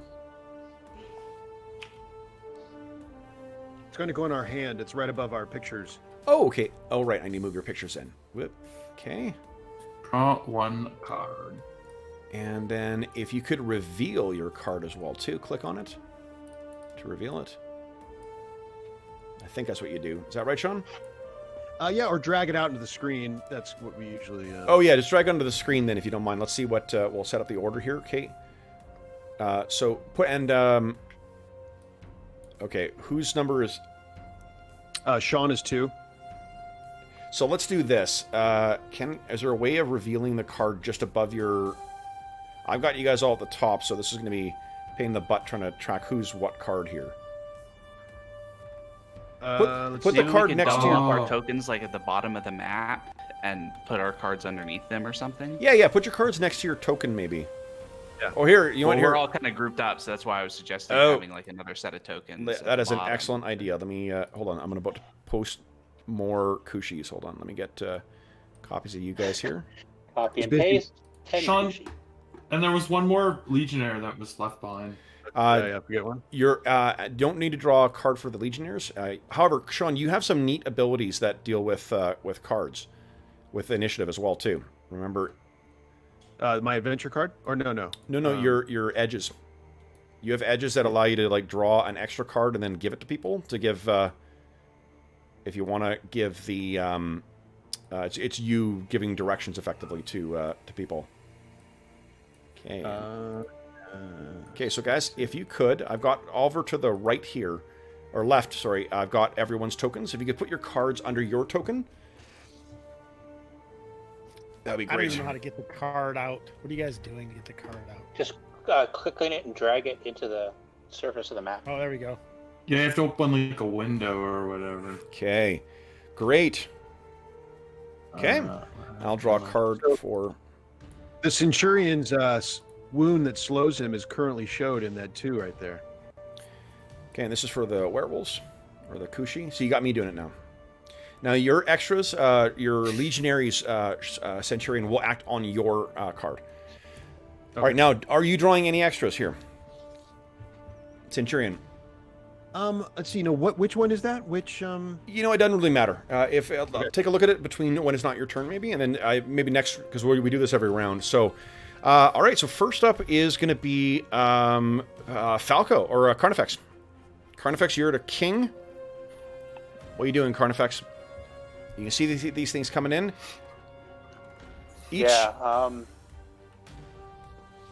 So your edges are just things that give you additional... Yeah, they're sort of like, they're similar to feats. They're the things that give you different abilities. Yeah. Okay. Carnifex is going to... So let me take a look here. The important ones that you need to know about for combat, I think you've got Frenzy, I think, which means you get to attack twice Yep, so that's important.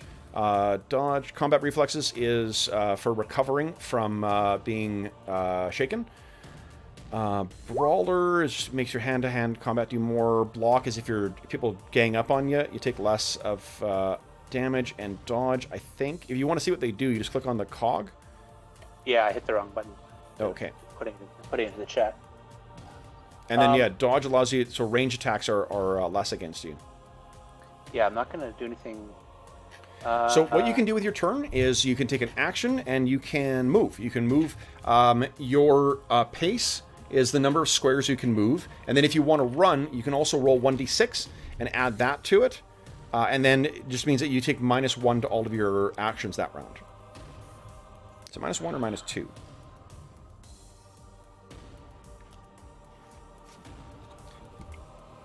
I'm going to just wait for them to get closer and use I have my whip out.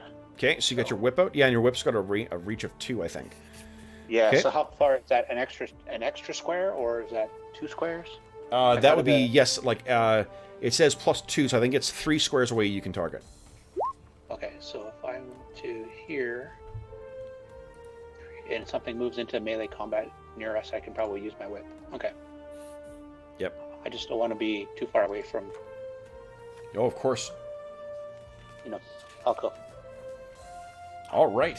So then, next up would be, so you've got a held action for them getting in closer. Then it is Praetor.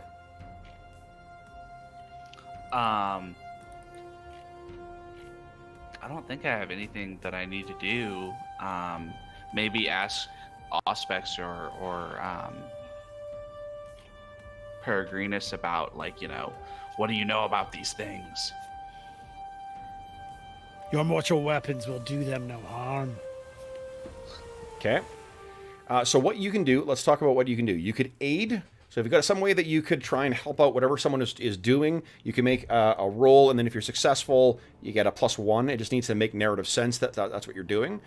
They get a +1 to whatever their roll is. You can also do tricks, which is you use skills to try and to basically, it's the tricking someone with a fat sleight of hand or whatever. You have an option of imposing one of 2 things. Either they become easier to hit, or they have a penalty to try and hit. So you can think that's a very broad description, but it's designed to be sort of I remember. Yeah. But I don't think that's something I'm going to try to do yet because they're still pretty far away. Awesome. So then they actually will act next because they're on a 9. So I'm going to make a roll for their.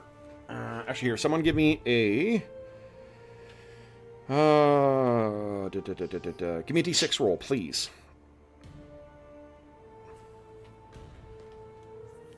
Nice, a 2, so I'm going 10 squares.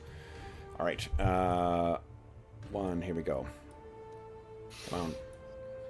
Are the ranges in here by squares? By square, or by... Yeah. Okay, so if mine says 20, then I can use it 20 squares 4, away. 5, 6, 7, 8, 9, 10. Yes, sir. You got it. 3, 4, 5, 6, 7, 8, 9, 10. Okay. They are making their way down towards you guys. Their eyes seeming to glow in the waning light. 1, 2, 3, 4, 5, 6, 7, 8, 9, 10. Okay, there we go. So they're all racing down towards you guys. Next is going to be, so Diamonds is first. Auspex on a 4. All right, so Auspex actually messes with their orb briefly and then pulls the mask away from her face and yells, and this purplish greenish energy strikes forth. Nice.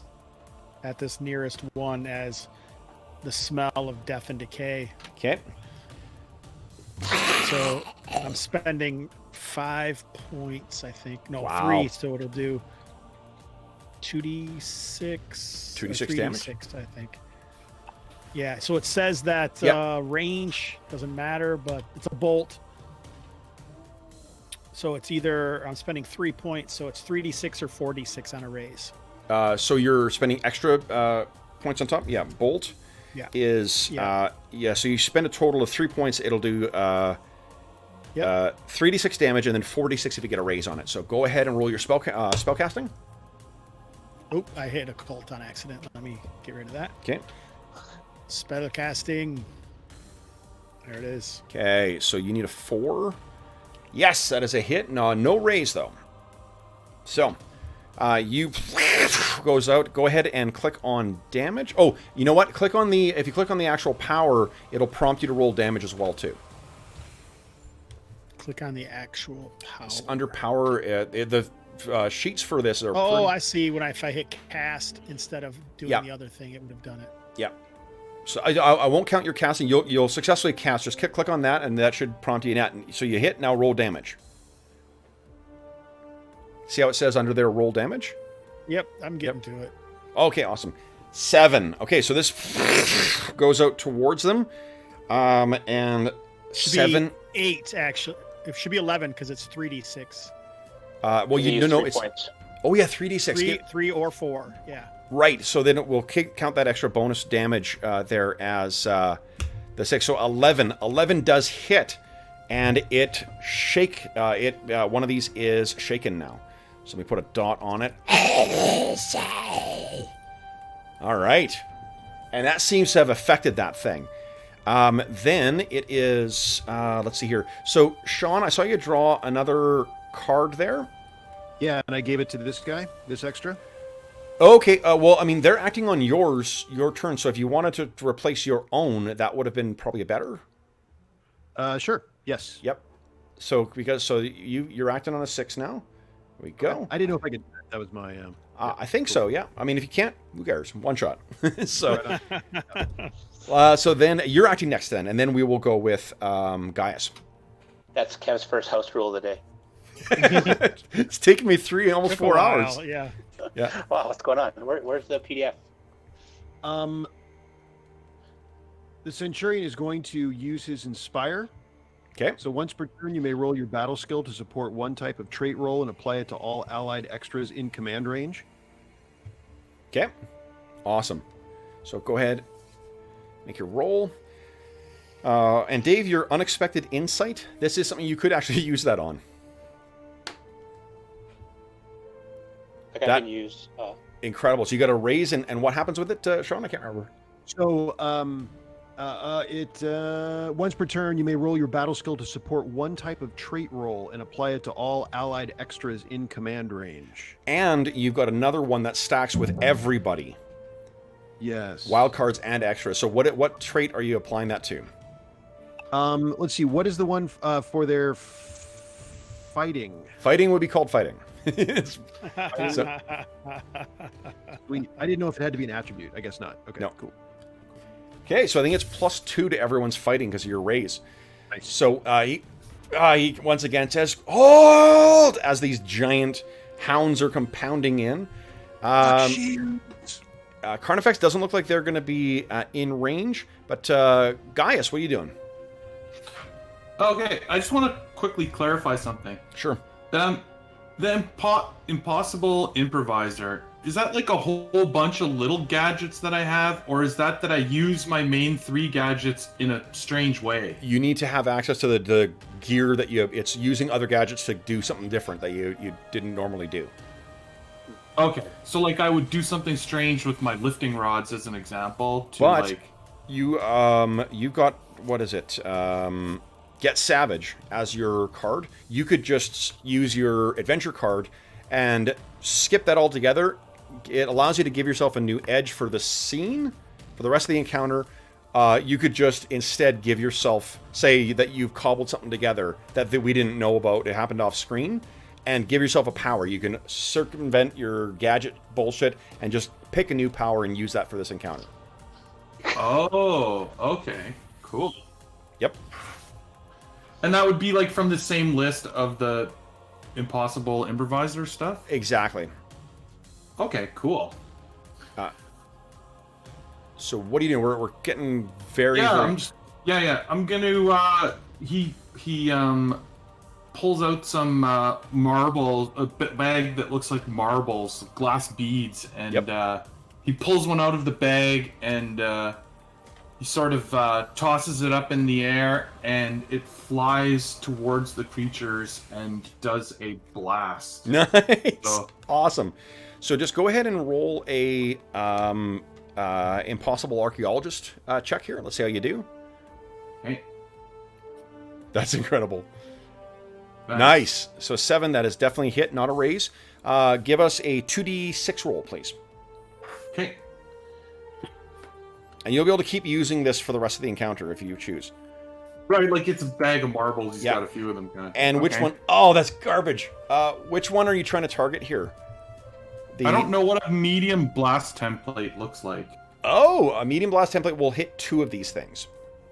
Okay, then these two back here Okay. that are together. So Yeah. you can spend a Benny if you'd like to re-roll damage as well. That's something you are allowed to Yeah, do. and- let's absolutely. Okay, and I'm gonna damage re-roll dice that. can also explode. Or ace. Oh my gosh. Okay, well, you know what? Like, this is the first one you threw out. First time you've used this. You toss it out, and it kind of explodes in front of them, but they're still charging towards you.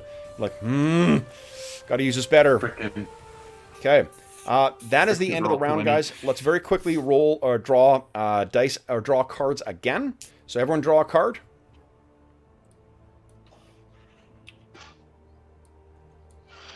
I got mine. Should we just delete our old ones? Once you Stack them. yeah, you can just stack on top because I'll click on something to have them all shuffled back in. Cool. Yeah. Okay. So everyone's got them. How are we doing here? Oh, that was my 2. Oh, sorry. Looks like we're playing solitaire. What? How does everybody have 2 of spades? Do not know. You stole my 2 of spades. Amazing. There we go. There we go. Got it back. Got it back. Okay, everyone's got 2 of spades. What the hell? Deck of cards here. It's a quantum deck of cards. So, Jesus Came Christ. from inside my sleeve. Here, hold on. Here, hold on. I don't know what's going on here. Oh, whatever. We got things. One shot. I Give my card away now, Kevin? yes, you can. That should be a shirt on Redbubble, Kev. Fuck Who's it, getting one it? shot. Who's over there? I'm gonna give it to. I'll give it to one of the deuces. So is that Falco or Numir Praetor? Who needs to act first? Let's see. I have very little I can do, so I think you should give it to. Falco? Okay. So then, I was on the 9. I'll put my card over there too, so I'm way behind everyone. So we got first up here, let's see here. Hearts is up first, so Centurion, what are you doing? I think my Inspire is just per turn, so I'll ask you this, and if you don't have an answer for me, that's okay. Do I think that my troops need bolstering of their morale? Kevin? Nothing's scared them yet, but these things are terrifying. Once they get into combat, yeah, they may have to make a spirit check. Yeah, I'll do that. I will boost the trait for spirit for Okay. boost the morale. Go ahead. All right. Where's my? Okay, and then it'll be, so while he's making that roll, next will be Gaius. What are you doing? Another one of these balls? Yeah, another one of these balls. So I keep making the archaeologist checks. Impossible right? archaeologist check, yeah, please. Oh! So you got a raise. You get to roll 3d6 damage. Let's see if this one's better. Come on. Come on. An Oh, much 11, better. yes. Both of them are staggered back from that hit. Oh, you're so close to actually inflicting a wound on them. Dang. Okay, so they've stopped in place. Then, how did your battle roll? Yep, good. Okay, so they get +1. Yep. Then actually, everyone gets a +1 to any fear checks. Then it'll be Falco. What are you doing, Falco?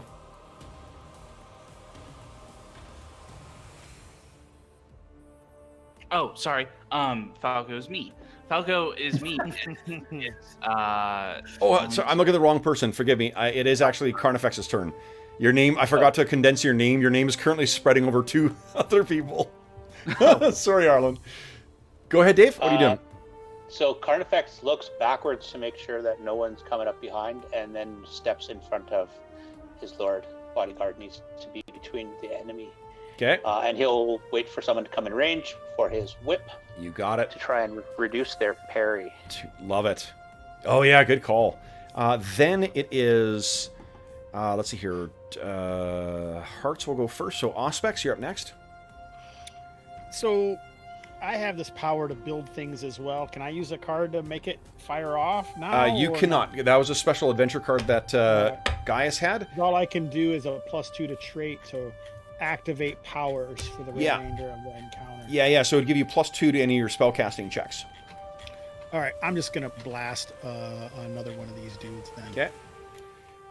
Same thing. I'll spend the extra. Go ahead. Well, I say if you want to use your adventure card, because why not?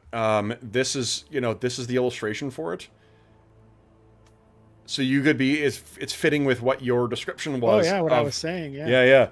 Of this, you're just infused with necrotic power right now. So +2 to all your spellcasting rolls. What are you doing next? I'm blasting one of these things here. Go ahead. Now here's the thing: if you blast a target that is already shaken, it takes a wound. And I'll tell you something that these guys may not be wild cards, which means 1 wound, goodbye. Might kill them. Yeah. Okay. Yeah, I'm sure I'll just blast the one that I did before. It's a raise, so Love it. actually Yep. does more That's a raise, so damage that's than yep. this. So if you did 4d6. I don't know how do we get that, but you can just roll it and then roll an extra d6. all right. What I'd probably do in future is add another one. Nice.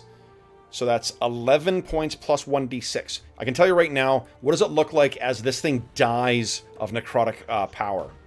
So as the energy hits it, it just kind of envelops it and then blasts outward from inside of it, and just like destroys it. Nice. Sizzling bits of not lycanthropes. Yeah. Spattering. It hits the ground. Yeah, then that's incredible. You hear a horrible, echoing, mournful howl. Then it is Praetor. All right, so I'm going to turn to the Centurion and say, Oh, yeah, we already rolled that. That's right, go ahead. keep your men in position. It seems our arcane allies can take these things down, even if your mortal blades cannot. Okay. Now, would you... somebody give me a d6 roll again, please? Thank you. So let's hear 1, 2, 3, 4, 5, 6, 7, 8. 2, 3. You still move 2 more. Oopsies. Boom! Smashes into these things. Dave, go ahead and make your whip attack if you like. I think you had a ready to action there, right? Whip it good. Whippage.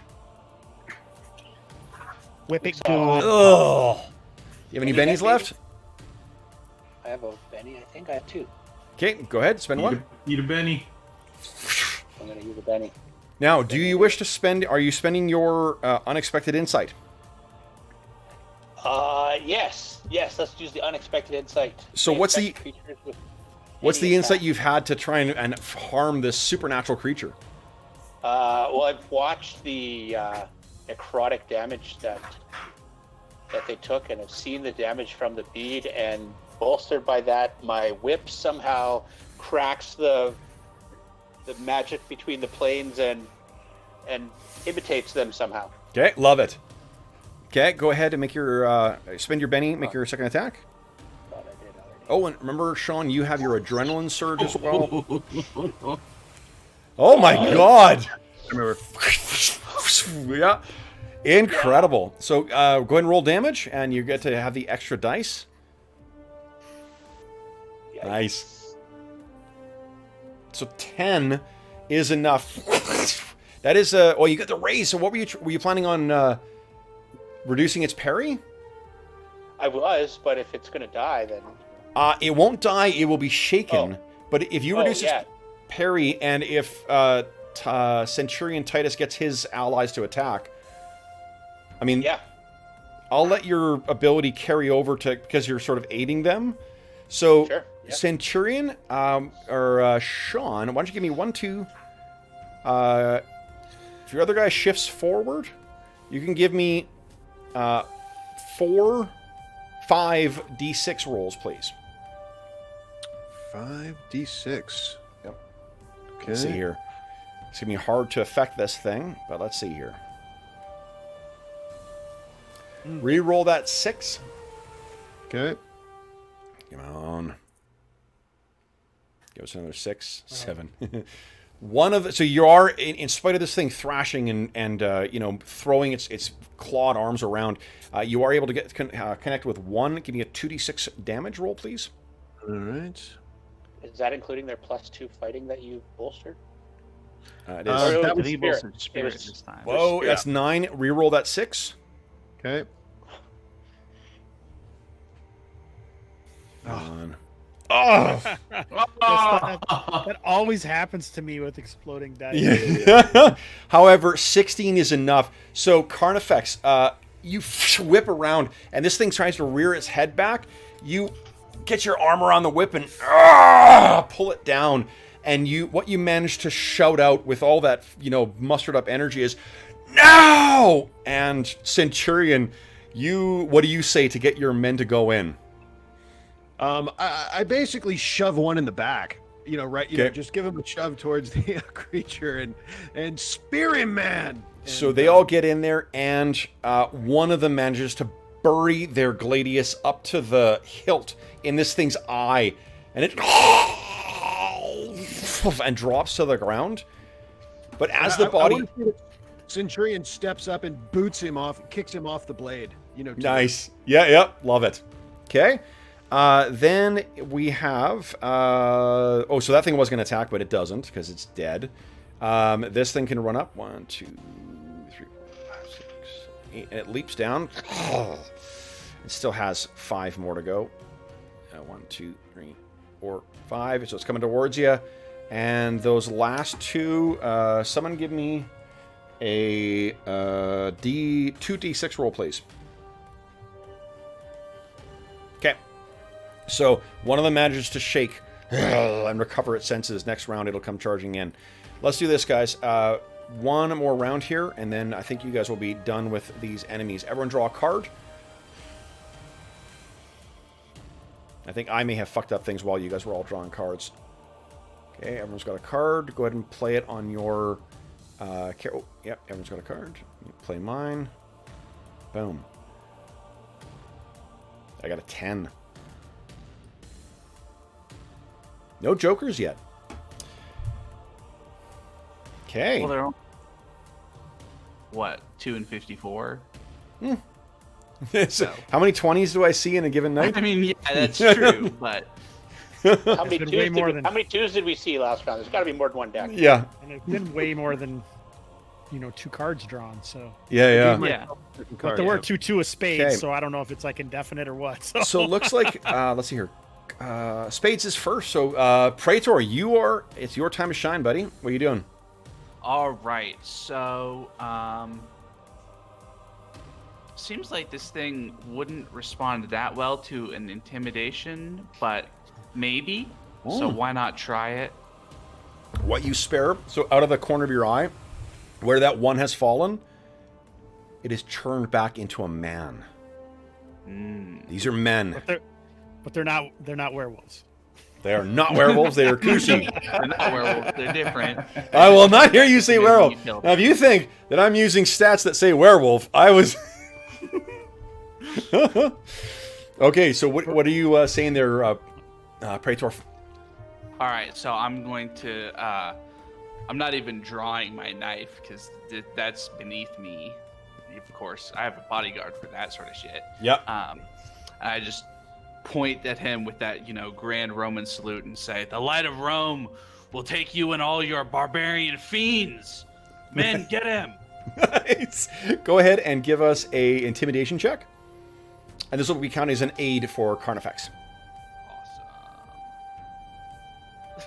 Okay, I got 3 bennies. I might as well spend one of them. Definitely, yeah. Nice success. You get +1 to your next roll there, Carnifex. Speaking of which, next is Gaius. What are you doing, Gaius? Well, I'm gonna activate one of my beads. Can I move and do? Yeah. Yep. You can always archaeology? move. You move up equal to your pace. The only one who's slow here is Titus because of that old war wound. Ooh. He's got a running speed of a D4 instead of a D6, and he's a pace of 4. Seven. On your war wound. I'm throwing it at these two again. Okay, that is a hit. Yep. So go ahead and 7 damage. unless they've got dodge. Hold on, do they have the dodge thing? They do not. That's a good reason why you invest in dodge there, Carnifex. So then, 2D is 7. Do you have any bennies left? I do have 1 Benny left. Might want to re-roll it then. Okay. Re-roll your damage. Well, Come on. might as well try. Oh my god, roll 20. So unfortunately, it goes up. It does not affect them. Then You can't next spend up, bennies on somebody else, right? you cannot. No. Okay. Then it's on a queen. Well, hold on. I mean, it's a one shot. Fuck it. Yep, if you want to. Well then, Gaius, maybe aim a little left next time. Why Okay. don't you throw another one? Go ahead and roll damage again. Okay. Oh yeah, I've got that adrenaline surge too for Titus. Oh yeah. There we 8 go. is what you need. So it explodes. And what are you picturing this this explosion being? Is it electricity? Is it fire? Is it weird like a black hole? Yeah, like I'm picturing like their electricity where like the glass bead is like expanding to whatever the size of the Love glass radius is in tiny little bits all connected and Yeah. then coming back together and just dropping on the ground as a glass bead kind of Awesome. So one of them is just caught full force in it. The other one manages to get a little bit away, but you singed all of its back. Smoke is coming off, and it's going to have to recover before it can do anything. Then it is on a queen. We've got Auspex. What are you doing, Auspex? Your minion can act on your turn as well. Yeah, I release my minion. I think he's got a pace of 4. Yep. But if you want him to run, he'll take -1 to his attack, but you get to roll 1d6, and he gets to move that many extra squares. Oh, man, he's hungry. Yeah, he kind of goes over there occasionally, dropping down, like Yep. an ape or something with his hands coming down. Love as it. he launches himself at this massive knot werewolf. Not werewolf brains. Okay, so then go ahead It and make says a bite, B-I-G-H-T. Does that mean like it's a really wicked bite or what? yeah, Or it's got rate of fire on it or something? No, I it doesn't don't have rate even of know fire. what's going on Go ahead and make a fighting check for him, though. Can I just do this attack and damage on the sheet? Yes, you can. Oh, yeah, absolutely. Ew. So he's, unfortunately, there's a little more falling than was necessary. That's fine, though. He just throws himself in front of the creature. Yeah. All right. Now Then, Auspex turns her horrible gaze at it. okay, here Lets we loose go. another bolt. And again, remember, +2 to your roll. Because of your channeled energy. This is the first time you've seen her without her mask, Praetor, and it is terrifying. Yep. Oh, shit. But that's why she's here. Oh my god, 13. Holy hell. How many power points spend on it? 3 again. That's 4d6 damage. So go ahead. There's a real good chance here. No, it's 5d6 in total because you get a bonus from the raise. Oh my god, so 14. 2 more d6 on top of that. Yeah, I haven't done the other two. You know what? You don't need to roll. Give me a cool description of how this one dies. Oh, so basically the energy just kind of flows past the minion as it's like draped on it, trying to bite it and do things, and then it just kind of fumbles into like a bubbling mass of putrefaction. And your buddy is just tearing it apart now, what remains. Buddy. Hey, buddy. Dipping in, Yeah. flying off of it. Then it is, so there's only one of these things remaining. Centurion, do you have throwing as a skill? I do not. Oh, Bush League. Bush League DM for building that. You should have had that for throwing pylons. So, Centurion, is your turn next. This thing is going to try and recover. Someone give me a d6 roll again. Please. Nope. It's still, trying to recover from the scorching that it got from that electricity. Centurion, and you and your legionnaires, what are you doing? Is that in range of the pylons? I don't think so, actually. The pylons, I think, have a max range of like 6. Okay. They're not super far. Yeah. Yeah. Centurion, they're quaking in their boots. Take them like any other barbarian. And the Centurion pushes past his line, and then looks back briefly with the sword pointed at the foe and says, "Charge!" Nice. And then goes hobble running in front of his group. So what we're going to do, guys, is we're going to cut away from that. And we're going to cut away to a scene of the burning mound. And it's as you expect. It is the side of a hill, now shrouded in darkness, light coming from within. And what we see is our heroes and the legionaries walk up. There's smoke and oddly fire coming out of it from the side, but there appears to be an entrance in here. Our heroes Sparrow look at each other. Are you bringing the legionnaires in, or are you leaving them out? So I had an idea. Yep. Because I've got one more Benny, and one of the things is a change of scene. What I told the Centurion who was at Eboricum was to get his men ready if we didn't get back. But I could have told him to, at nightfall, bring his men to come join us. It seems like it would be awesome to have a whole century of Roman legionaries come to storm the place. You guys are ready. They will hold the outside. Now, here's the thing that happens outside is very quickly things go to pot as the very trees themselves. Would that we had more time, you would see the trees seem alive and begin grabbing people as they're going in. So, looking like this, guys. Oof. Where is it? Nope, wrong thing. Oh, yo, Fanghorn. What's going on? Here we go. Is it coming out? There we go. Really? It's not as big as I was expecting. There you go. So you guys go racing in. Let's have it be only you guys and his things. I love that, though. So that gives me an excuse to incorporate that into the scene. Let me bring it to where you are, guys. This is where you are. Woo woo. Woo woo. Strange metal inside. Throbbing. Woo woo. Behind the walls. And a long hallway that leads down. Woo woo. And you hear from at the far end. So you have come all this way. All this way just to die. Do you know how long I have waited for this? Since before your pathetic empire lied beneath the meeting of those rivers you value so highly. Flee. Flee back to your emperor and tell him that fire will come from the skies.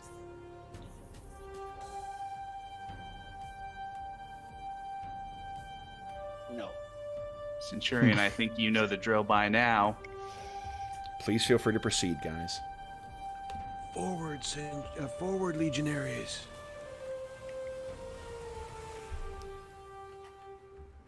Hey, Arlen, you can just select both our characters and move them together. Oh, Did my dead guy survive or no? He did, yes, yeah. He'll be with you as well, too. All right, he's with me. I Yeah. think he's the one I got to paste as well, too. Oh, no, I got to drag him. Hold on, where is he? Chompa. We're gonna try and be as close to Shall not leave your Yes. side, my liege. Gaius as we can. Okay. Guys, sorry. Guys. He's just giving you dirty looks the whole time. Just constantly Yeah. looking over his shoulder with a dirty look.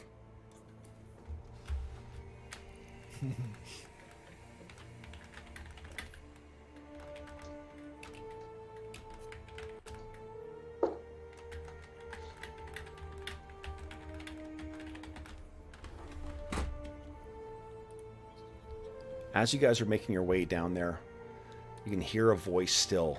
So long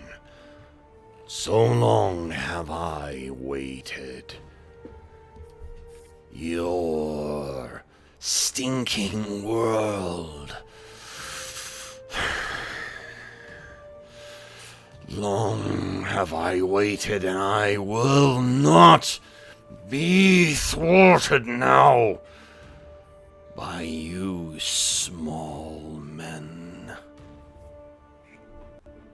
You can see this large room is throbbing with power. You set perhaps the closest you might be able to the thrashing of an ocean beneath your feet, the moving of water in an aquifer underneath you. Maybe a mighty wheel moving, or in a wagon. But no sign of the voice. Yes. Come and die as the first of your kind. Romans. Can we tell the Centurion tell where it's coming from? Any direction? It seems to be echoing. It's such a big room. Mm-hmm. Not that we've ever been into a big room where Kev's got echoing voices and we couldn't tell where they were. I release my minion. Okay. He goes loping forward. Okay. You and your sad, small hexes. I will take my place in the stars. But before I do, my pathetic children, who are tainted and warped by your kind's blood, we will burn you all. And you can see suddenly something kind of begins to form a rough humanoid shape directly in front of you, right on the far side of the room. And its face looks up, and it's greenish and yellowed eyes, or red eyes. Guys, this is what you're facing.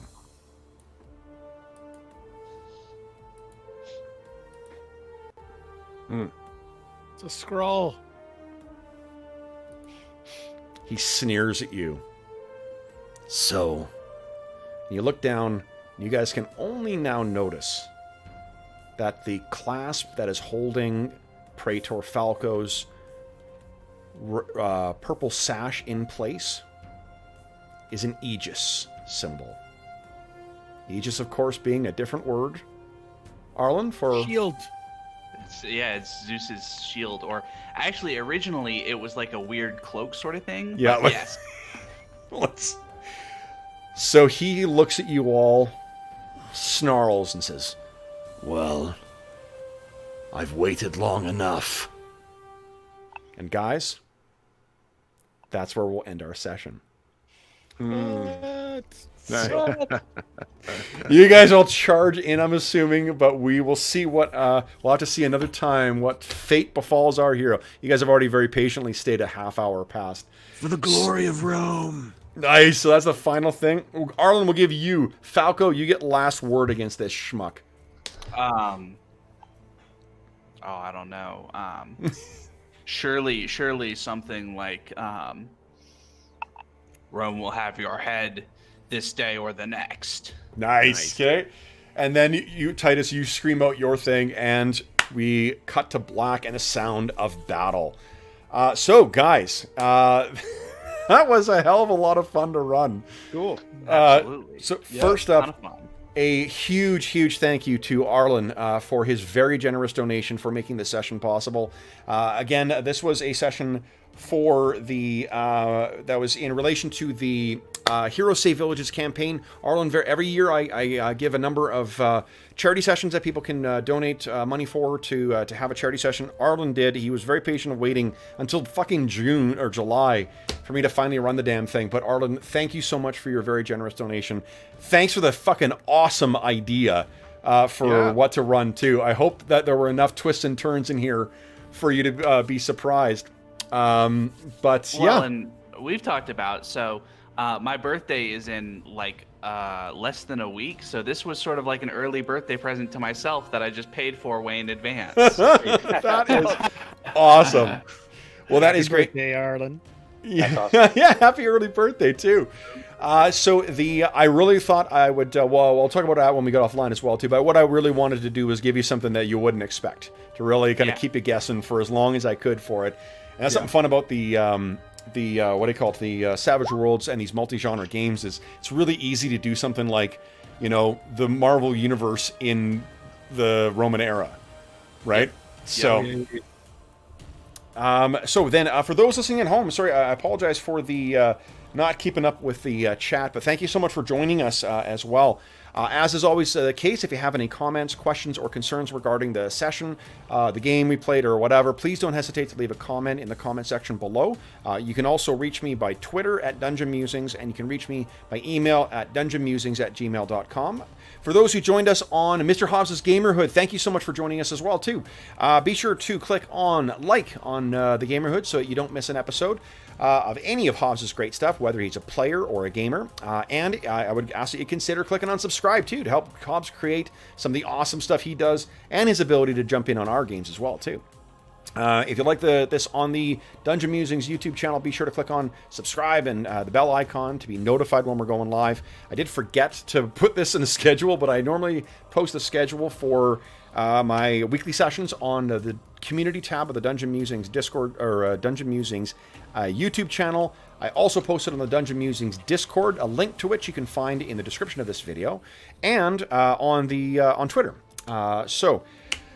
There's also, speaking of Hero Save Villages, from now until September 1st, 2020, you can make donations to there, and for every $25 Canadian that you donate, you get one chance at winning one of our many prizes that we have for our annual raffle. The grand prize is a copy of the, what is it? It's the Gold Edition Eberron Rising from the Last War box set, created by Beadle and Grimm. It's an amazing book. That amazing box set that has a ton of great stuff in it, and they very generously donated this for the purpose of this thing. I've also picked up some stuff, so you got 2 copies of the Astonishing Swordsmen and Sorcerers of Hyperborea core rulebook. Hobbs is donating some cool zines. Dave is making a chainmail dice bag. I'm donating some stuff from our Redbubble store. Lots of great stuff. A Skittermander dice bag, a book on what the monsters know what they're doing. So lots of great stuff. And the best is that all donations go towards SOS Children's Villages International, a really amazing charity that is active in over 130 countries and benefits over 80,000 orphaned and abandoned children around the world. So all of your donations go directly to them. It's a great chance to help out some kids who really could use some help, and an opportunity to win some very, very cool gaming stuff, which I'll mail to you. So you're not going to pay for anything, just your donation.